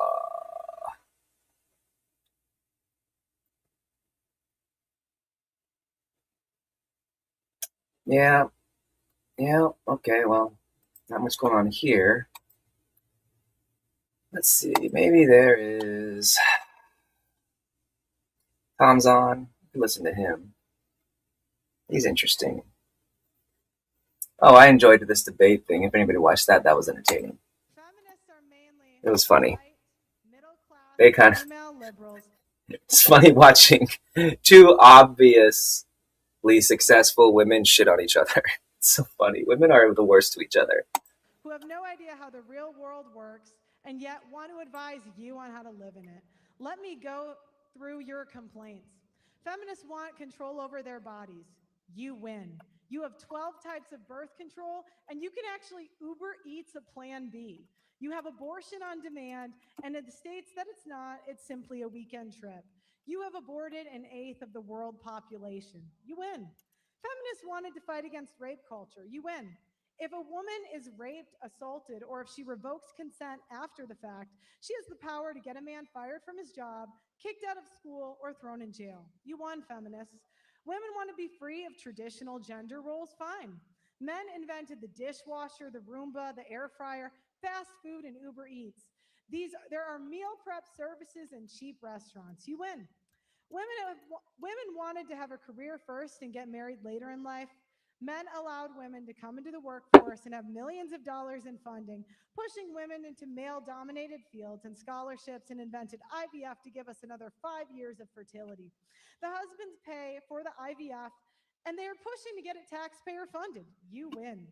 Women wanted to be sexually liberated instead of getting married. Men invented Tinder and Hinge so random men can literally come to your door. The men from your hometown are not good enough. Men invented social media so you can get flown out by the highest status men in the world. Women did not want to work labor jobs? Fine. Men invented social media so you can talk into a microphone and get paid. You can now work from home so you can have a family and be a mom. You can make money selling your nudes on the internet and become a billionaire. Women did not want to give birth? Fine. Men invented surrogacy so another woman can do it for you. Women wanted to be thin without working out. Now you have Ozempic. You want to look younger? Fine. Men invented Botox, hair dye. Is this all her? Phone, nose all right, well, this is job, intense. I can't. That's too much. It seems like in their third week, Iran is. Yeah, see, I know all this stuff. It's hard to watch them now because I already watched it. I already watched all the news this morning. I already figured it all out. Like, they're like behind. Remember, you were in the movie. Tony Robbins is cool. Said, Let's see what this is. Hell yeah, Tony Robbins. He's the reason I'm successful. I was into his audiobooks and I read his book, and that just got me thinking. Wait a second, maybe there's something more to this. And I found when I was 15 years old on my mom's bookshelf, it was called Awaken the Giant Within. Yes. I read that book when I was 15. Completely reshaped my mindset when it came to limiting beliefs, success, money. It got me into all of the self-help, Think and Grow Rich, How to Win Friends and Influence People. Yes. But it was your book and the movie Shallow Hal. I'll tell you a funny story about Shallow Hal. Yeah. So the Farrelly brothers are pretty hysterical, funny guys, and they're friends of mine, and they wanted to tell me, please come be in a movie. And I'm like, I'm not an actor. I don't want to do this. And then they sent me the script from Shallow Hal. So I read it, and I'm an emotional guy. So I love like the scene where the guy's in the hospital and they see the kids the way they do. It was just cool stuff. I like the theme. So I said, okay, I'll do it. And then so they gave me the script. And so I memorized the script, and it's terrible what I'm doing. It's not what I would really do. But the whole thing was originally it was written by a guy that was a legally blind guy who bought off of my infomercial. He heard an infomercial, bought my cassette program, had never written a movie, and wrote this movie. That's why it's about inner beauty. And they didn't tell him that I was coming. They just, the original. Leaving? All right, let me say goodbye. Can I help you with stuff out? How you feeling? Okay.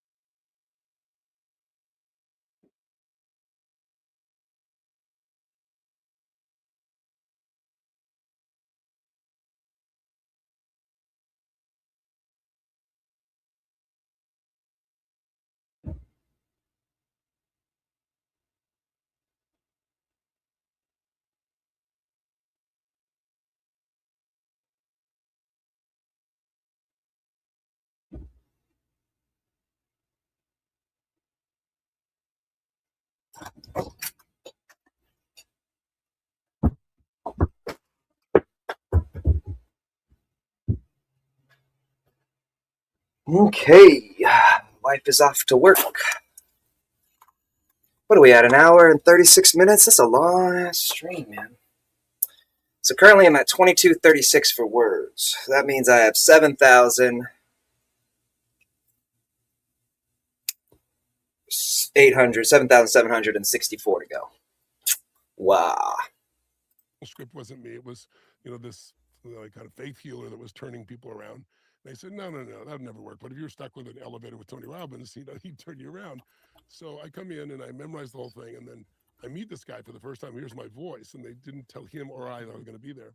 But the funniest part was I said, guys, this is not what I would do. It's like, this is BS. I said, I'm happy to do it. It's a pleasure to be a part of this movie. But why don't I just show you what I'd really do? And they said, well, we don't have a script. And I said to Jason Alexander, I said, don't worry, he'll react. And then I did that healing scene that you've seen, right? And he did not know what to do, should have go blind. It was so funny.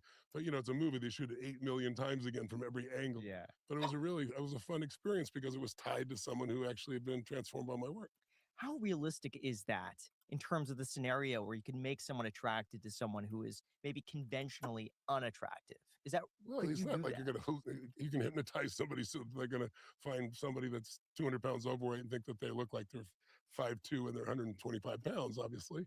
But no, hypnosis is part of our lives. Have you ever been driving your car for a period of time and then something catches your attention, you stay fixed too long, and you go, holy shit, who's been driving this car? You're in a hypnosis state, right? You're in an altered state. And so what I really do is kind of dehypnotize people more than anything else. In other words, take the patterns that lock them down that they've learned over a period of time and get rid of those, break those patterns up. So yeah, you're not gonna make somebody, but when I say love is hypnosis anyway, I mean, if you fall in love with someone, they may not be your ideal, but if you truly fall in love, then suddenly they will be your ideal. Those rules will change for you over time. Maybe not when you're 25. How old are you now? 27. 27. Okay, when 27. But by the time you're 35. I'm 35. Yeah. Yes. I heard, congratulations. I heard you're getting married. Is that true? I just got married. Oh, you just got married. Congratulations. Yeah. Thank That's you. wonderful. Thank you. But things change over time in that area. Is there anything you think you're hypnotized of right now? I'm sure there is. I'm probably not aware of it. If there is something, that's for sure. That's fair. I'm curious. When people misunderstand you, what do you think they get most wrong? I have no vested interest in figuring out what they misunderstand. If people can be offended if they want to be offended. People can be excited if they want to be excited. It's all a personal choice. I have no interest in that. What I'm here to do is to talk about things that matter to people who care. That's fundamentally what my life is about. And what I found over my life is I've been doing this. It'll be my, it's coming up here on my 49th year of service, and half a century basically of serving people.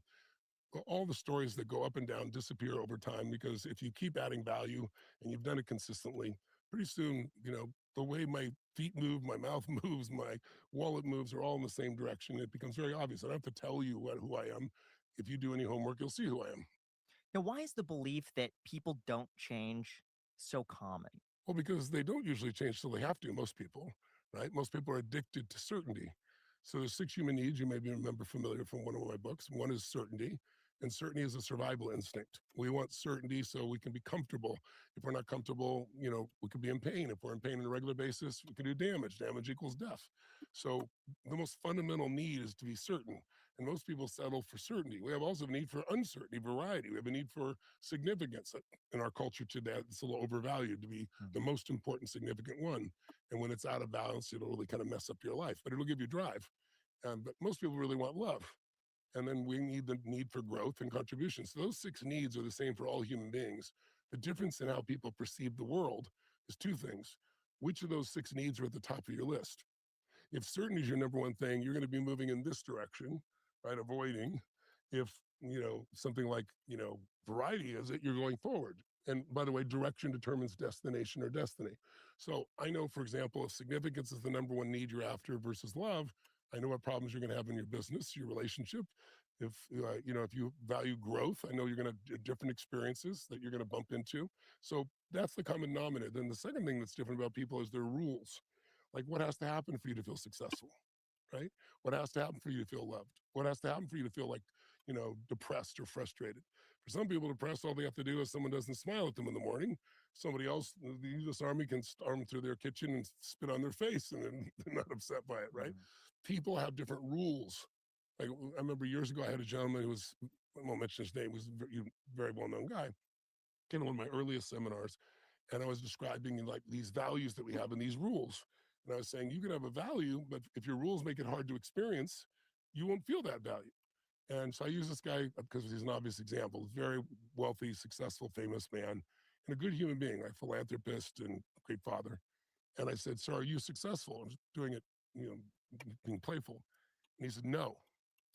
And I said, at first I thought, is he feigning? You know, is he being humble? What is this, right? And then I looked at him, it's like, no, he really doesn't feel successful. I said, what has to happen for you to feel successful? He says, a lot of things. I said, well, that's obvious. What are they? And he goes, well, if you're really successful, you never get upset with your kids. And he's got 5, right? You know, what are your chances? Oh, if you're really successful, you're always there for your kids. And I later got to know him well and his kids, and they thought he was the greatest dad in the world. But his rules wouldn't make him feel that way. What else has to happen? I don't remember the number. It's been so many years, but I think he said you have to have 9% body fat, and he was 10. You know, he was a marathon runner. You have to make $25 million a year. And I said, don't you really make that? He goes, no, I mean in salary, not bonuses and things like that. At that point, he lost rapport with everybody in the room, as you might guess, right? But then there's another guy in the room that this man does not feel successful, even though he values it, even though he pushes for it. He doesn't feel fulfilled. Then I have this other guy in the room I called on because there's certain people are obvious fly for the party guys, right? So I called this guy and I said, are you successful, sir? And he stands up and he goes, of course. Right? Everybody laughs. And I said, what has to happen for you to be successful? He said, I have to wake up, stand up, look down, and see I'm above ground. He said, every day above ground is a great day, right? And he legitimately feels successful every day of his life. So our lives are not controlled by the external world. It's the internal world that determines how you feel about things.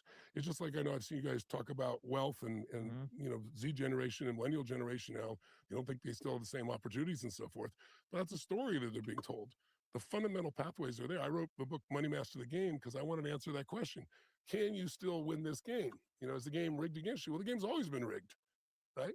But can you win the game? The answer is absolutely, but not by being a speculator, unless you're lucky. Yeah. You know, putting all your money in Bitcoin, you might win. You might lose everything. That's not the way to wealth. That's the way if you're lucky to get a bunch of money, but you won't even keep that wealth if you have that mindset or approach. You're gonna have to learn the strategies of either building a business and growing it, or investing over time and getting a compounded return that allows you to actually get to a point of real wealth. If you could distill down to one trait, one personality, one character thing that allows someone to get over the hump and change their values, change their beliefs about something, change it to something for the better, what would you say that one thing is that the people that end up changing successfully have that those who don't end up changing lack? Hunger and relentlessness. I mean, people ask me all the time, you know, I travel all over the earth. I've worked with some of the most successful athletes, entertainers, multi-billionaire, you know, entrepreneurs.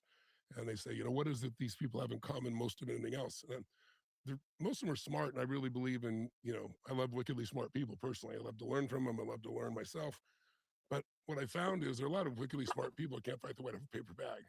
It's the person whose hunger does not go away. The hunger to be more, do more, give more, share more, create more. And it's not hunger to get to just a goal. It's an insatiable hunger but they also have the relentlessness to push through all the obstacles that come up. It's like I always hear people say, well, the system's working against me. And some of the questions you guys sent, I saw them, you sent some questions in advance, and I was like, every question has a presupposition in it that you had, at least the ones you sent to me. And it's like, oh, is this a systemic imbalance, right? F no. The system's always out of balance. You don't understand, you haven't lived long enough to see how it works, right? I remember when I was your age, no, not your age, let's say a Z generation, you're Z, right? Let's, 13 to, Yeah, Gen Z. yeah, You would 13 be to Gen Z by a 27, year. yeah. And you'd be, I assume, millennial, right? Mm. Yeah. So when I was your generation, interest rates were 18%. Ugh.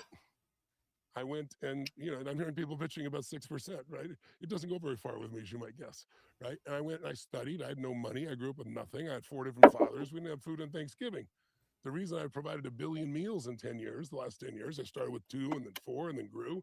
Now I'm doing 62 billion meals I've done in 3 years for the world, doing a 100 billion meal challenge. The reason I got driven to do that is because I was hungry, right? Because I didn't have that kind of being taken care of. My fathers didn't know what the hell they were doing. Are some people born with that hunger? Because sometimes you just see it lacking in somebody. What causes most that people, lack? I'll tell you the history of the world in 4 sentences. Good times create weak people. You can study 1,000 years of Roman history. You can study 500 years of Anglo-American history. I highly recommend, if you guys really want a perspective to help your generation, you should read The Fourth Turning or the book Generations. 2 great books, Strauss and Howe. I was working with the President of the United States, Bill Clinton. In those days, I worked with him because I'm an independent. And then I went across the street and I worked with the head of the House, Gingrich, who was a Republican. And both men had this book on their desks. The president had it, and so did Gingrich, right? And Gingrich is a historian. So I read the book, and it was one of the most valuable books of my life because it put everything, it showed me that there are seasons to everything.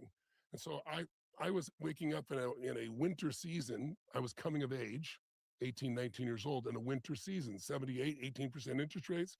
So I studied my ass off. I figured out, I made 100 offers on pieces of real estate.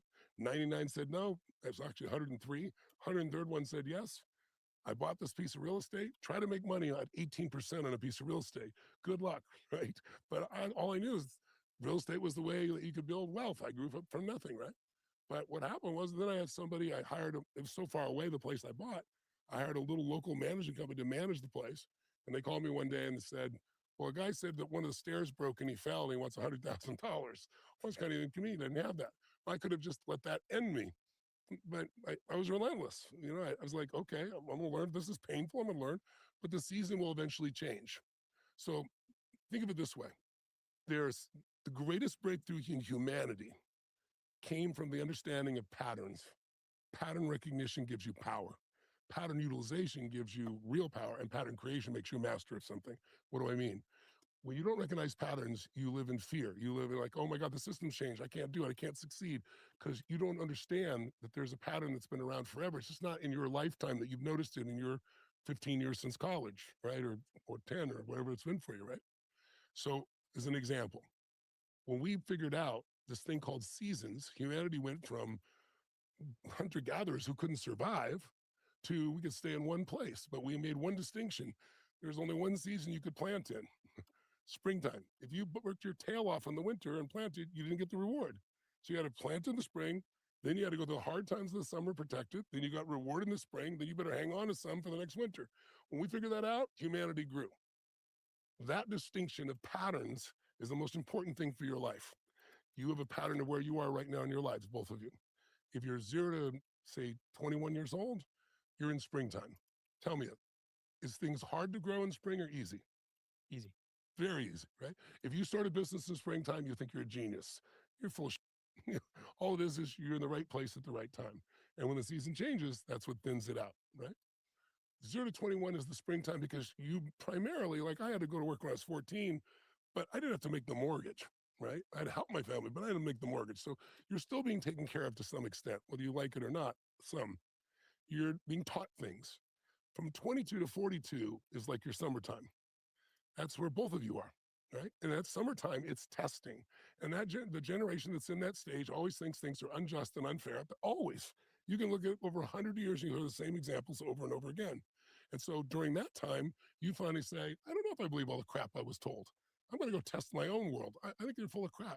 Plus, when you're 22, 25, 27, 28, you know you're going to be a billionaire, and you know you're going to be president of the United States, and you know you're going to have 100 relationships with everybody simultaneously, and everybody's going to be happy. By the time you're 35, you discover that isn't working so well. You have a hard time with one. You're not a billionaire yet, and it hasn't quite worked out the way you have, and so you get humbled, right? That 22 to 42 range is the toughest time. All studies about happiness, it's the toughest time because you're trying to figure out who you are. You're trying to figure out, prove to yourself, maybe to the world also, but to yourself who you are. And as you go through it, you're going to go through kind of the hero's journey. You're going to hit you're not prepared for, and it's going to feel overwhelming, and you're going to think, oh my God, I don't know how to deal with this. But if you're relentless, you'll grow. You'll go on the little hero's journey. You'll meet new friends, new mentors. You'll fight good battles. You'll eventually win the war and come back and have something to share. And then it starts over again. But in that stage, that's when we start to consolidate relationships. Towards the end of that stage, you start to move into your power. Now, you guys might be ahead of schedule or behind schedule. I'm not telling you this is exact. It's a really good rule of thumb. Third season, 40, and say, look at 44 to 64. That is the power stage for almost everybody. It's where you earn the most money in your lifetime. That's when all the accumulation of things you've done, when people say it wasn't working, they didn't give it long enough to work. Now it's working. And they go, oh my God, this is the greatest time. Then you have relationships that are 20 and 30 years long. And you can do more with your pinky than it used to take, working 20 hours a day. You know everybody, you know what to do if you've taken care of your health, right? It's a phenomenal stage. And if you've grown, if you didn't plant in the springtime, you're going to weep in the fall. You're not going to reap in the fall. And then the stage 65 to 85, or 65 to 105, or 65 to 125, the oldest living humans, that's the winter again.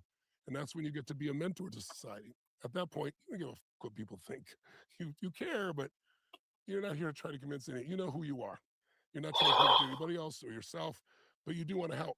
And so you know that the racetrack of life is limited. So I'm about to be 66. I look at this and go, I've lost friends that are much younger than I am already, and I've lost friends that are slightly older than I have. And you go, man, I work hard to take care of myself and everything else, but there's no guarantees in life. If I went by my life expectancy, I think I'm different than the average. You'd say, okay, Tony, well, you might have about 14 years left. I was that, 14 years. I need to make some coffee. I'll be back. I prefer to think about 92. I've got 5 kids and 5 grandkids. So I have a 52-year-old daughter that I adopted when I was very young, and I have, thanks to COVID, a 4.5-year-old daughter. So I want to be around for, her being older. But the point is, at this stage in my life, I mean, your life is about service. There's nothing else that you want. And if you've done a good job, your economics are beyond sound.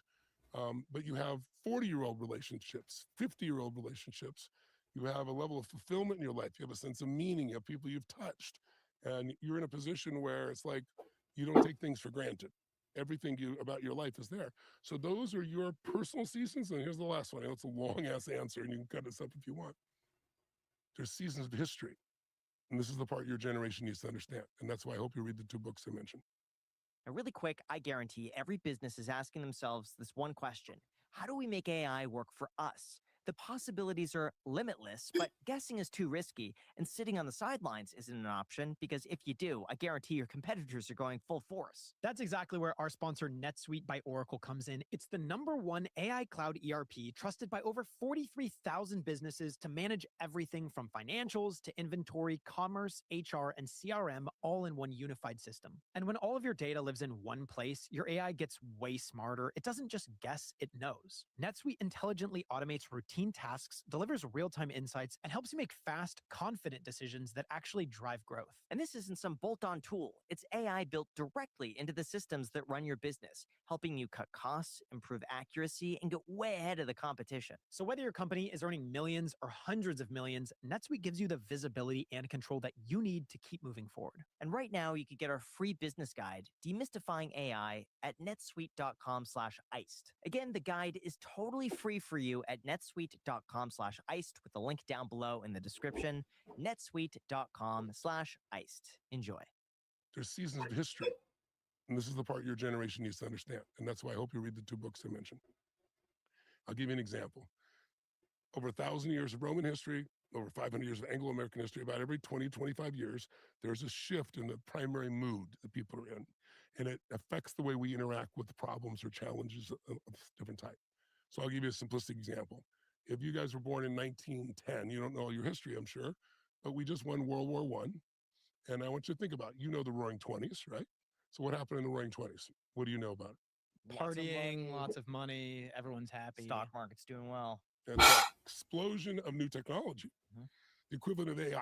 You had radio, television, telephones, you had airplanes, cars, mass. You had mass abundance that was going on, stock market, and that happens every fall. That's a fall time, right? But fall's not forever. So when you're 10 years old, you were protected. You were born in 1910, you were protected during that time. You didn't go to war. And you grow up and you see, this is what you think life is. Life is this incredible opportunity. This is coffee is brewing. Amazing. And you turn... Pause this for a second. Coffee is brewing. I need to do some water. I've been streaming for basically 2 hours. That's a long-ass fucking time. Okay, so I'm basically.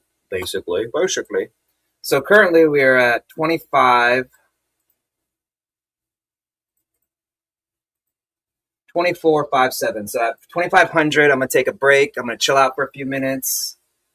Then come back and get going. There's only this much left. I have this half a page, and then I'll be done with this chapter.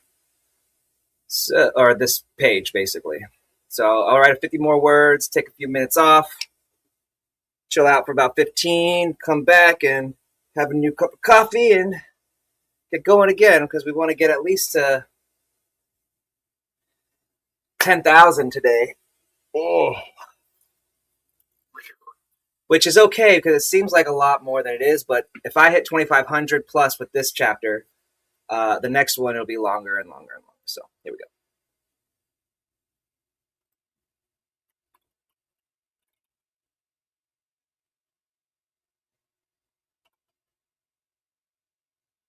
Years old, that transition from your springtime to your summer, and you think, and you turn 20 years old, that transition from your springtime to your summer, and you think, I'm going to go party, I'm going to get a car, I'm going to do these cool things, right? And by the way, those kids were totally looked down by their elders because they were called flappers. They said they didn't have any discipline. It's the same thing that millennials have heard from older generations and Zs have heard from some of the older generations, right? And the reason is it was true. They hadn't been through anything. It wasn't they were bad kids. They just they hadn't been tested. You don't build a muscle unless you lift some heavy ass weights, right? So what happens? You turn 1929 when you turn 19 years old, and people are jumping out of buildings. And in the Midwest, you got a dust bowl, and people are standing in line to have some bread. And it's like, holy shit. And those kids who were flappers and weak became the next heroes. They're known today as the greatest American generation. And the reason is because they not only made it through 10 years of depression, which isn't, by the way, all one dark time. Like stock market crashed and it rose 3 years later again, and then it crashed again. It wasn't like all darkness. Just like winter isn't always dark, you have beautiful days. But it was overall, the theme of emotion is fear. By the time you're 29 for that generation, think about your generation, what they were worried about. What happened when they were 29? If they're born in 1910, you must know your history. 1939? It's World War II. World War II. Suddenly Hitler is, Luftwaffe is blitzkrieging and taking countries in days. And he was alive at the time. I wasn't, you weren't. They knew the world was over. The stock market in America crashed. Everybody's freaked out. Hitler looked like he was going to completely dominate everything that was going on. And the whole world was shaking from what this experience was. And so people volunteered to go fight that war, right, to make this thing happen. Something very different for a generation later on, right? Because they were raised different. They had a different experience. Long story short, though, they fought the war 5, 6 years. They came back at the end of World War II. They won. And now they're the greatest generation. Why? They got muscle. They are in a position where they literally went through a depression and a world war, and they came back and they started the 50s. Now, were the 50s anything like the 40s? No. The early 60s? No. Then the next generation is raised, and that next generation, this is what you learn in generations, is it's not individually you individually, but as a culture, our parents overreact to how they were raised. So this generation that often had nothing wanted the kids to have everything. They sent them to college. They told them that you're going to have the greatest time of your life. You're going to be smarter than me. And their kids believed them. And they went off and had a great time with music and drugs and had a beautiful time and said, no, I'm not going to go to war. This is not fair. And so the 60s and 70s were very differently than the 40s or 50s. Just like the 80s, 90s, and 2000s are different. I'll give you one last example. For 50 years, they've asked their colleges this question, starting back in the 60s. What's most important to you for the quality of your life? A philosophy of life that you learn that allows you to have happiness, or the pragmatic skills for you to be financially strong and secure? What would your answer be? Second. What would yours be? First. First, interesting. 81% of the people who asked that question in the 60s and 70s said a philosophy of life. Huh. It makes total sense. Think about the culture then. From the 80s, 90s, and 2000s, 82% of the people, which is statistically irrelevant, said the direct opposite. Because they were raised, their parents were out having their little mission, and they were kids that had to let themselves in the house and watch television and make their own sandwich, and they were latchkey kids, not everyone, but as a group. And so they came up with their own music, their own rebellion, their own approach to things. And so this is how generations evolve. So when you think about the questions you kind of laid out for me about, like, I'm happy to answer them individually, but isn't it different this time? No, it's not. I gave you an example. I pulled this out to show you something interesting. It's like I heard people the other day, I pulled this out because someone was telling me, we are the worst, most divided in this country politically than we've ever been. We're going to be in a civil war. This is the worst it's ever been. I said, you don't know anything about history if you say that. It's the stupidest thing you could possibly say. So I brought this up for him, and this is 2 placards, because back then they didn't have social media, right? This is Thomas Jefferson and John Adams. So they put out placards when they're fighting against each other for president. Let me read it what it says, and you see how it sounds compared to today's days. If you like Thomas Jefferson, murder, robbery, and adultery will be practiced throughout the land. Are you prepared to see your dwellings in flames, female chastity violated, and your children writhing on the pike? This is what Adams put out about Jefferson, right? You know, co-founders of our country, right? John Adams, Jefferson put out, John Adams is busy importing mistresses from Europe, or trying to marry some of his sons to a daughter of King George, which to me, to them, would be like the devil. He's a hideous, hermaphroditical character with neither the force or firmness of a man nor the gentleness and sensibility of a woman. I mean, when you study history, you no longer have these fears that millennials and Zs have right now. Your generations will be the next heroes. If you study this, this doesn't stop. All right, 2534. All right, so I'm currently at 25,300 and 2,534 words, edited and rewritten. So what I'm going to do now is take a break, and I'll be back in a little bit. We're at 2 hours. Jeez, that's a lot of streaming. Okay, I'll leave Tony Robbins on. I'll be back in 15-ish, maybe? 15-ish? We'll see. Enjoy Tony Robbins. I'll be back. I like these guys, the Iced Coffee Hour. But we're going to have winter. There's going to be a time, there's going to be some conflict probably between All right, let's take a break, get some coffee. Be right back. Maybe it'll be pure the cyber war. It already is a cyber war, but at a larger scale. There's going to be something that's going to disrupt your lives, our lives immensely. Your generations will be the generations that will rise to deal with that. That is historically what happens. Doesn't mean every individual will. And all the things that they're worried about will go out the door. So if you were to sum up all of that information and provide some specific advice to someone out there, some real world application advice, someone that's a little bit younger, they're in that like up to 20 age, or they're in the next season feeling a little jaded, a little dejected, what is some real world application things that they can do to reverse the way that they feel about the world, to actually become someone that they are proud of being, someone that's productive and positive? I'd say 2 things. What Jim Rohn taught me, my original teacher, when I asked him about why my fathers were broke, right? He said, if you want to have success in your life, stop asking what you can get and worrying about what you're going to get, and focus on what you're going to give. If you give more value than anybody else in the marketplace, you will dominate the marketplace. He asked me at one point, because I was saying, why do my dads, 4 of my fathers, they were suffering. They didn't have enough money for food. And he said, Tony, we're equal as souls, but we're not equal in the marketplace.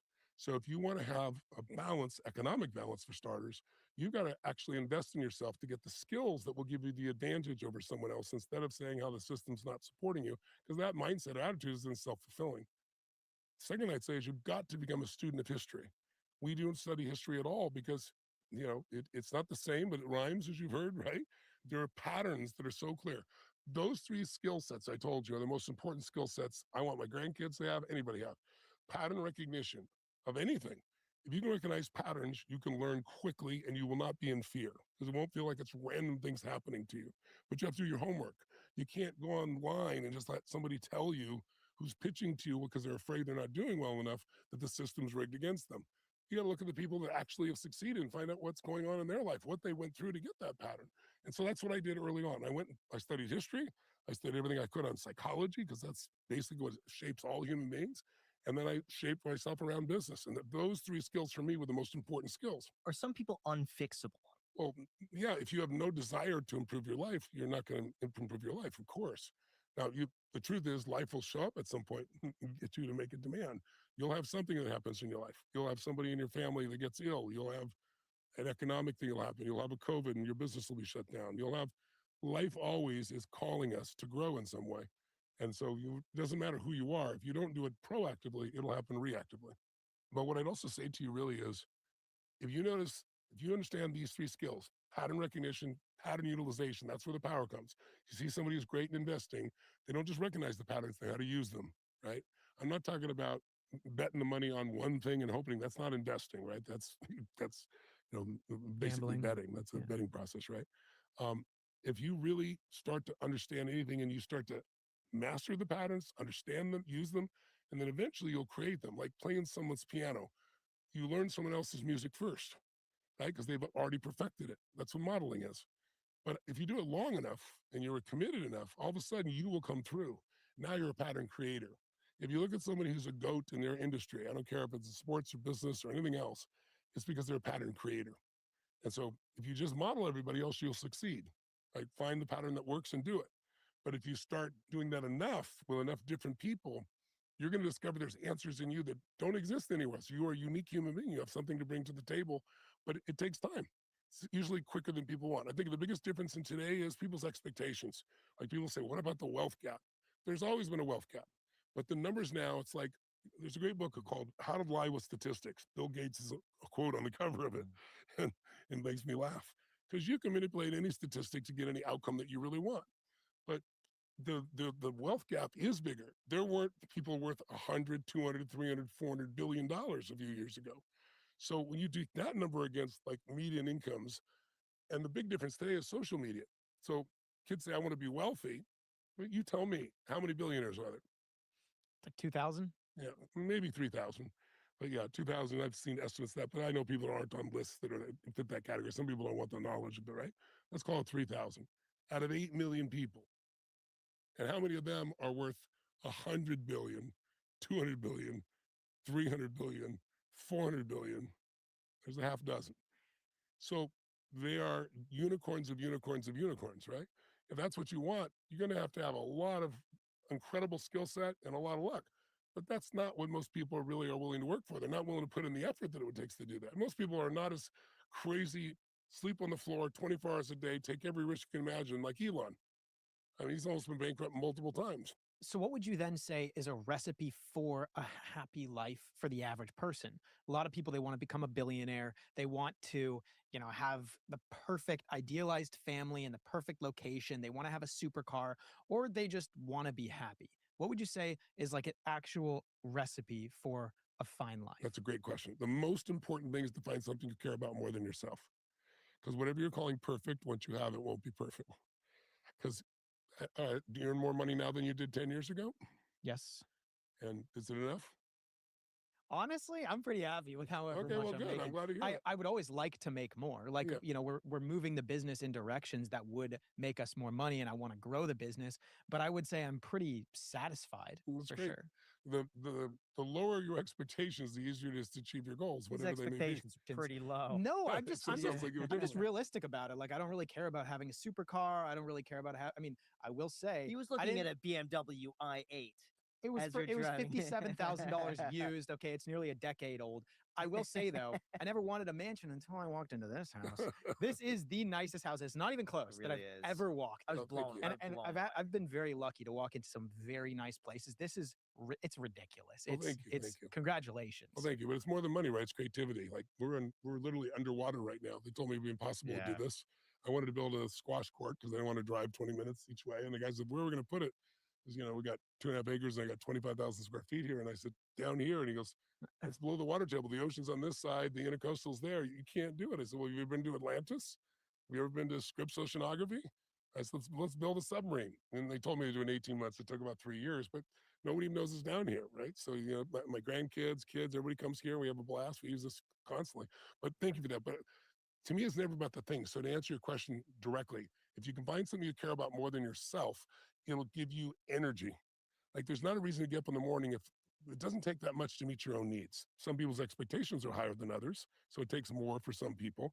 And most people, as they go through life, either adjust their expectations down or up, but they usually make adjustments. But I think what you really want to be able to do is find something you care about most that gives you joy for you to get up and do, where you feel like your life has meaning. Because happiness goes up and down. Happiness is, it's an energy, but meaning, a meaningful life where you feel like, man, I'm so glad that I have the privilege to be alive. I'm so glad I get to serve this way. That is what ultimately gives people joy. So you can get that meaning by being a doctor, a nurse, whether you have a hypercar or not. Everyone has different goals. And I don't tell people what they should believe, but I tell them this: whatever you want, be clear that you're gonna have to find something to serve more than yourself, that excites you, that drives you. 2, get incredibly good at mastering whatever that is. If you're going to get good at it, you're not going to get it because you're lucky. And it's like Steph Curry, I'm on a port of the piece of the Golden State Warriors. Steph practices 500 shots a day. When he makes a shot from half court, you see him and he's chewing on the side like Bugs Bunny, and he doesn't even look back. He just turns, and lets it swish. He's a genius. Steph Curry in high school never should be in the NBA. He was too short. His dad made him correct his shot because he never would have made it. He had to learn to reshoot while he was in high school and college, which made him terrible.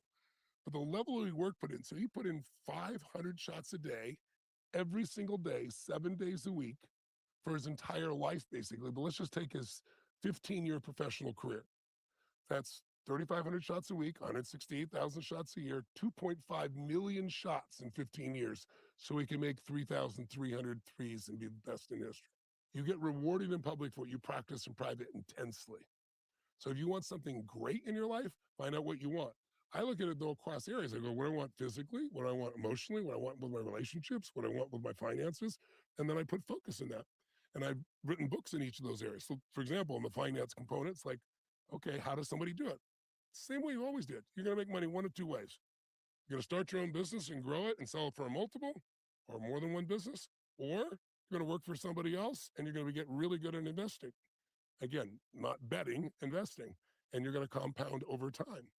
Now, a New Year reset isn't just about setting goals. It's about resetting your space. A calm, comfortable home makes everything feel more manageable, and getting good sleep is a huge part of that. That's why we're really excited to be sponsored by Cozy Earth. Cozy Earth is known for bedding that's designed to elevate both your sleep and your space. Their Baja bedding set is a complete matching collection with sheets, a duvet cover, a quilt, and a coverlet all designed together. Of course, inspired by the Baja California landscape, it has a clean resort-style look with premium fabric All and right. reversible design that makes your bedroom feel instantly more put together. Without exaggeration, I've been sleeping on these sheets for the last few months, and We back. 2 hours, 13 minutes. We back, son. All right, Tony Robbins. That was entertaining, and I am over it. What do we got going on here? Boring. Seen it. Boring. Oh, you should all like slave, right? Boring. Fucking boring. I find him amusing. I find that anybody who argues with people online is probably retarded. Yet I find the crash outs hilarious, and it's like watching Jerry Springer. It's like Jerry Springer. I think it's pretty funny. This guy is every fucking where. This guy, he's got like 10 channels. He's got to be rich. He's got to be making tons of money. He's got like 15 different YouTube channels. He's going to fucking jail. Ugh, crazy shit going on in the world right now. Let's see if there's anything good. Blah, blah. Let's see what's in my subscriptions. Let's see. Boring. I find News Nation to be the most balanced.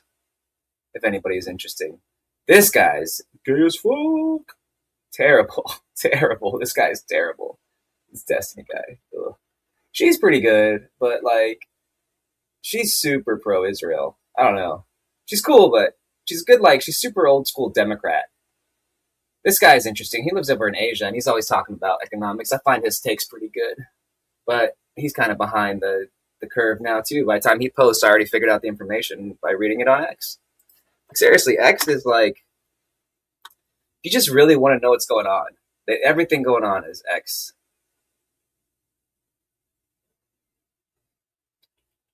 Wild stuff.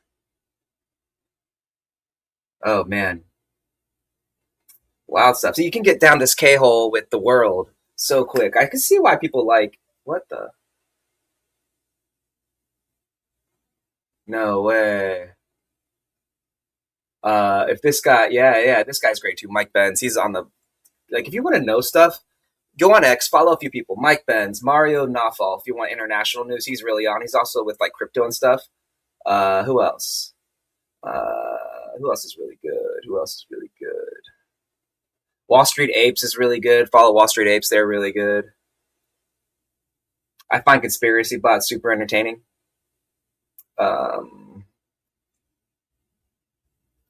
Yeah, that's about it. Oh, here's one of those.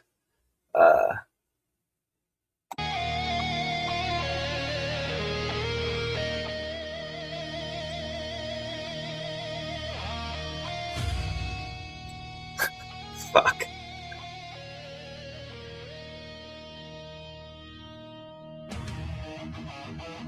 I find these AI takes pretty hilarious.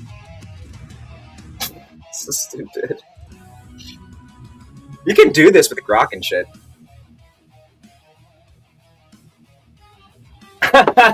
So stupid.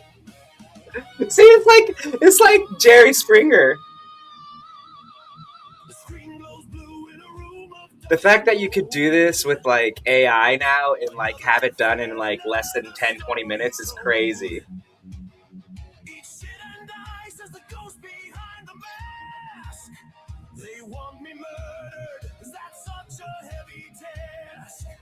This is so stupid. What the fuck? I think I've seen this before. I'm pretty sure I've seen this before. Oh my god. It's crazy.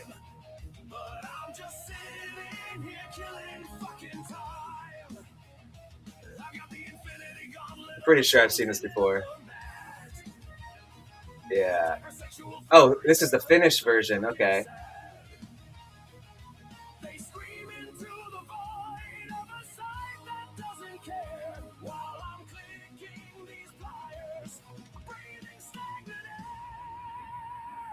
So put them in the box. Let the walls be cold and white. Throw the keys away. So he said 30 hours of work. That's pretty good.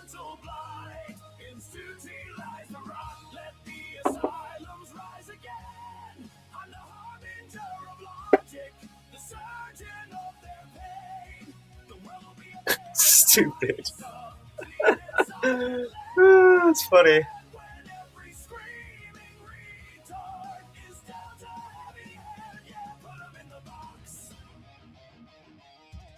You know what I might do would be interesting? We'll do this. What if we take... Jesus.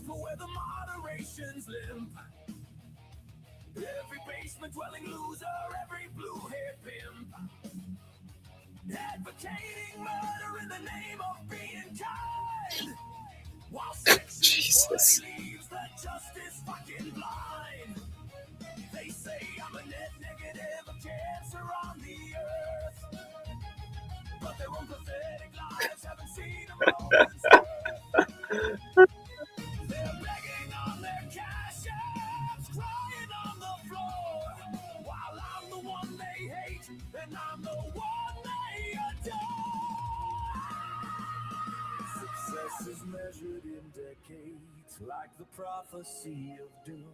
If you strike me down today, you'll be singing a different tune. A million more will rise, a million more will fight. You can't kill an idea with your petty childish mind. I don't fear the reaper, I don't fear the grave. Before I was born, I was nothing. It's so stupid. It's hilarious. Okay.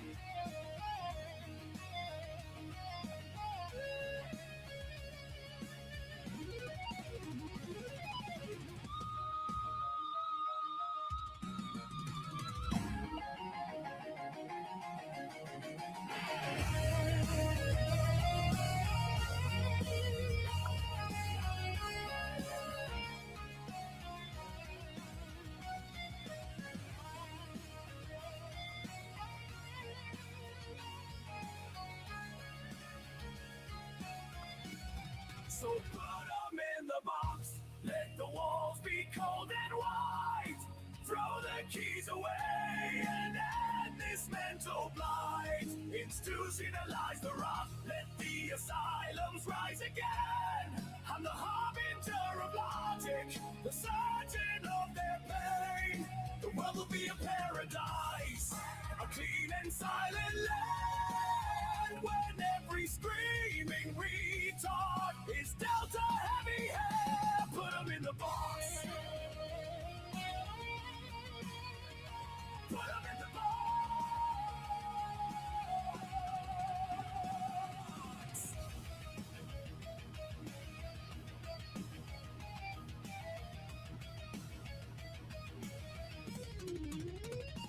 Go ahead and report me.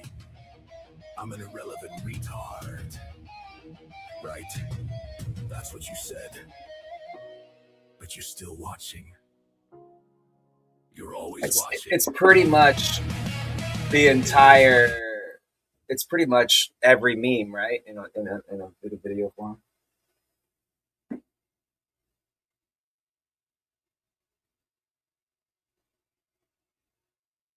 That's pretty intense.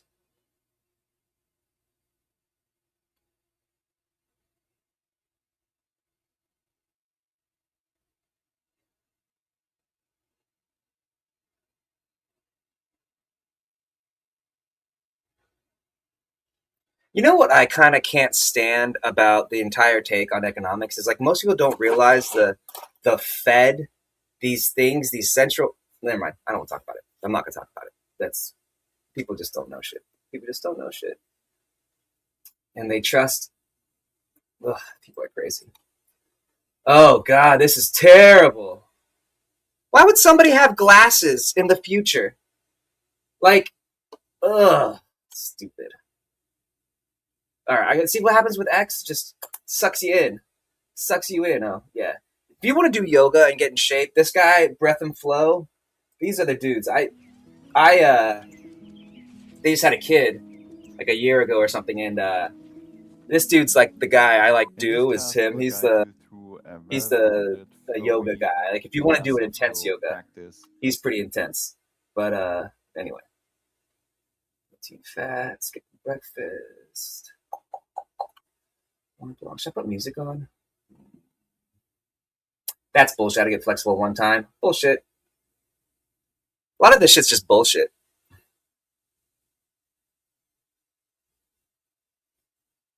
We're living behind a veneer, and it's destroying us. Digital Social Hour podcast by Sean Kelly.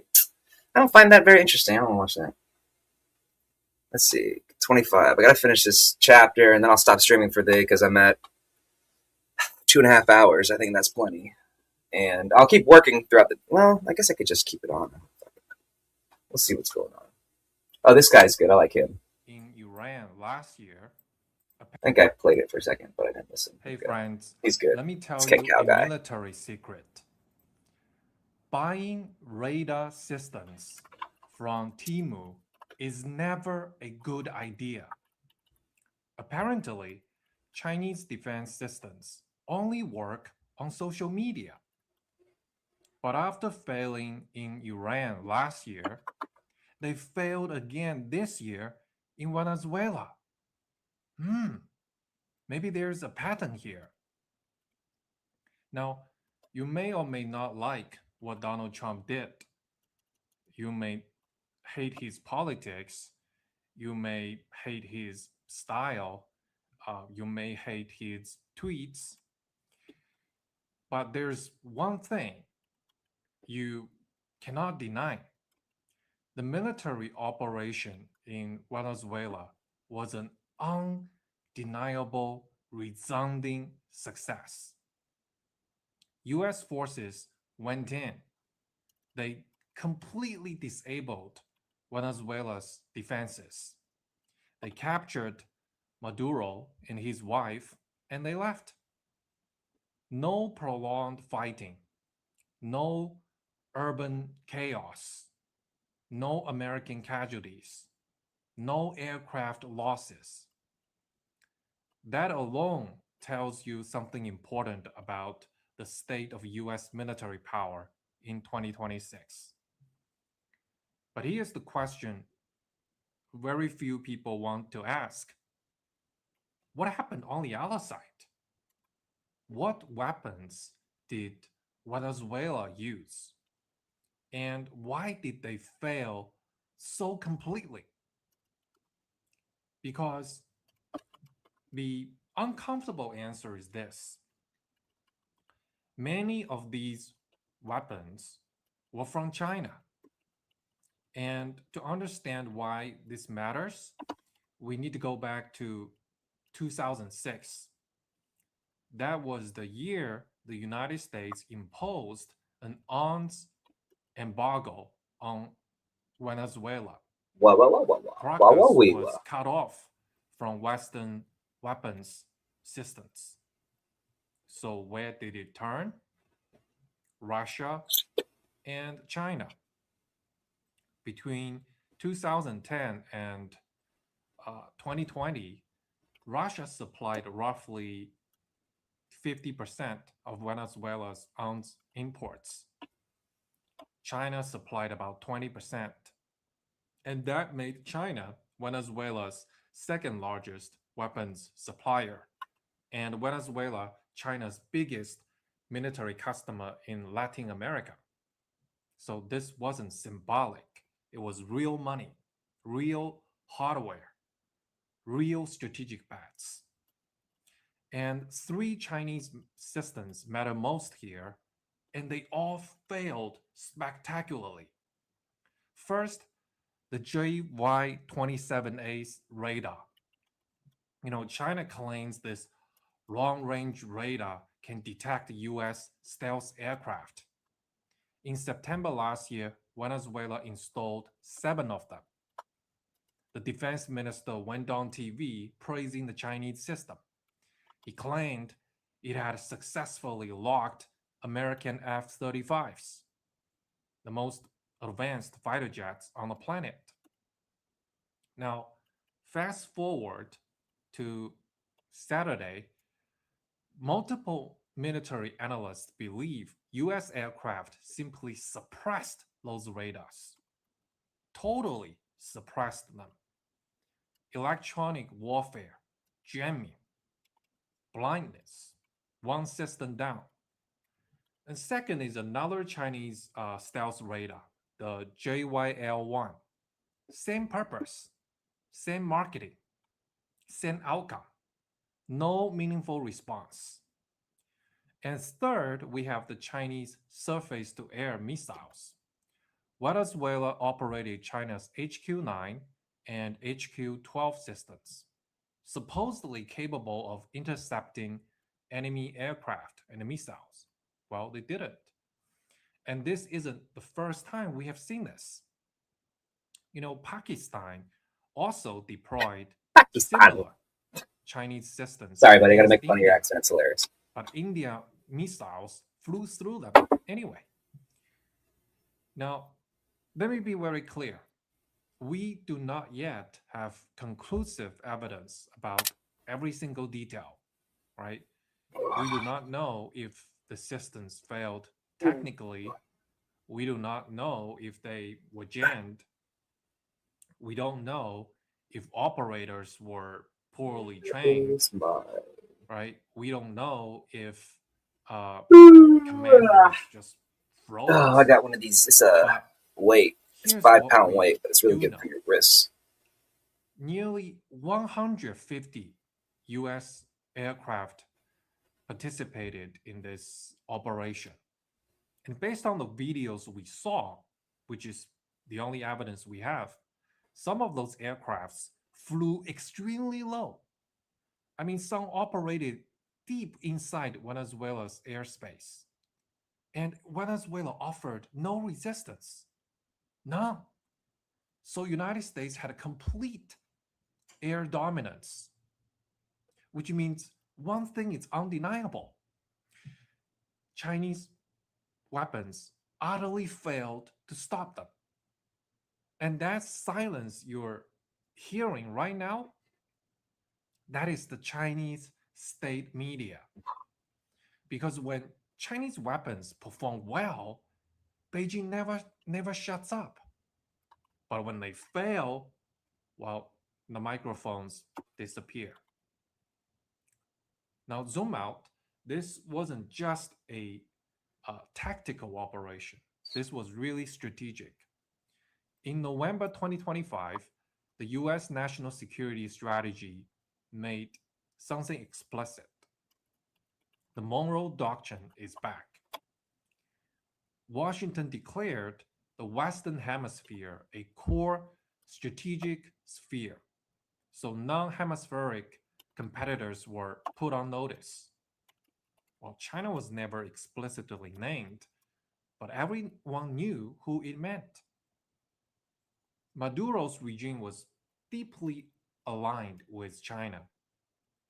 China had oil interests, debt exposure, military credibility at stake. And then in one night, Maduro was gone. Of course, China would condemn. China condemned the operation loudly, as I predicted. Sovereignty, international law, UN Charter, the usual script. But behind these rhetoric, I think China had two real fears.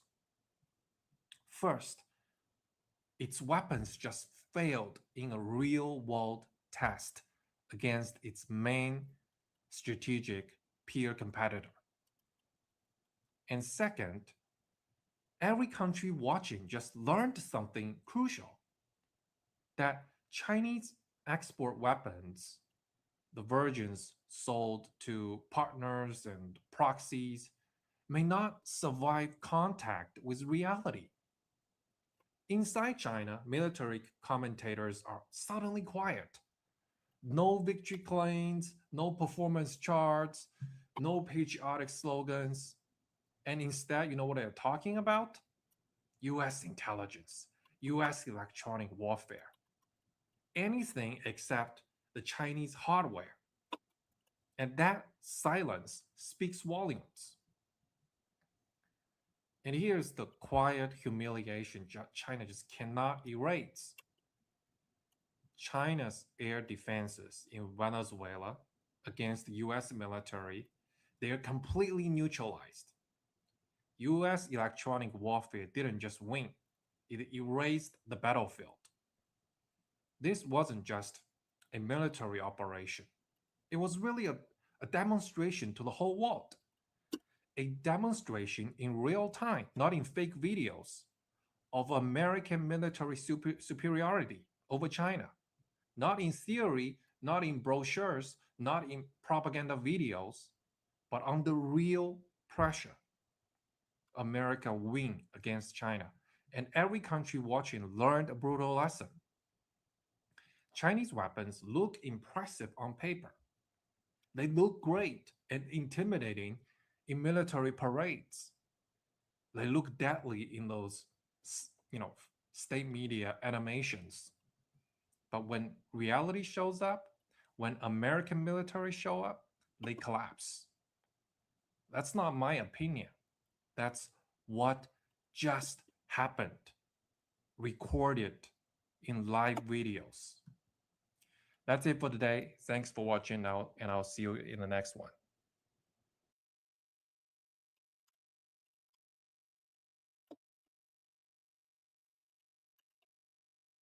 Hi, I'm Dongxiong. Welcome to Digging into China, where we take a deep dive into what's really happening in China and share some unique insights. If you say that China's technology has made no progress at all. Okay, only one episode of Chinese. It's me. So stupid. What a god. He really runs the world. Welcome to the female economy. I like this guy, but I don't feel like this one. U.S. implodes. SEM destroys U.S. finance in historic attack on Fed's Powell. Meh. Bang.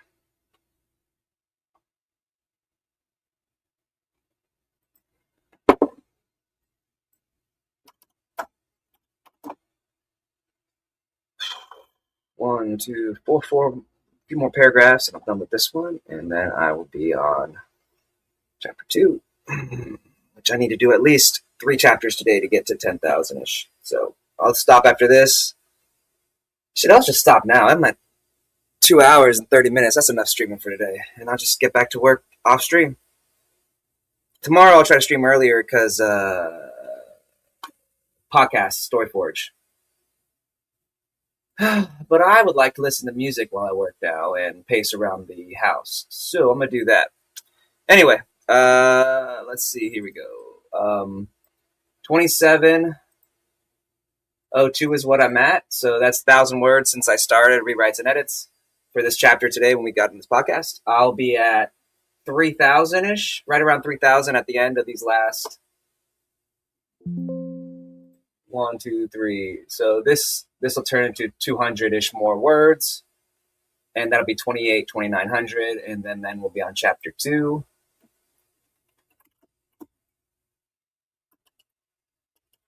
I don't want that.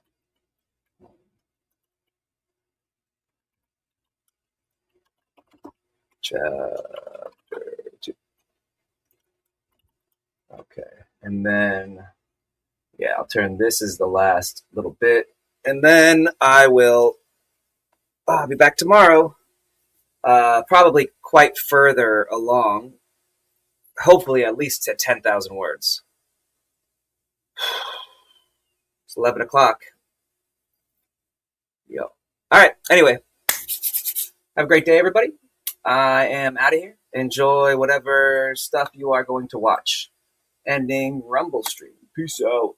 Yes. Ending Instagram. Peace out.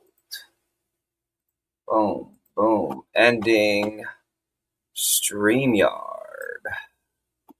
All right, everybody. Looks like this stream was ended. Everybody have a great day. I'll see you tomorrow.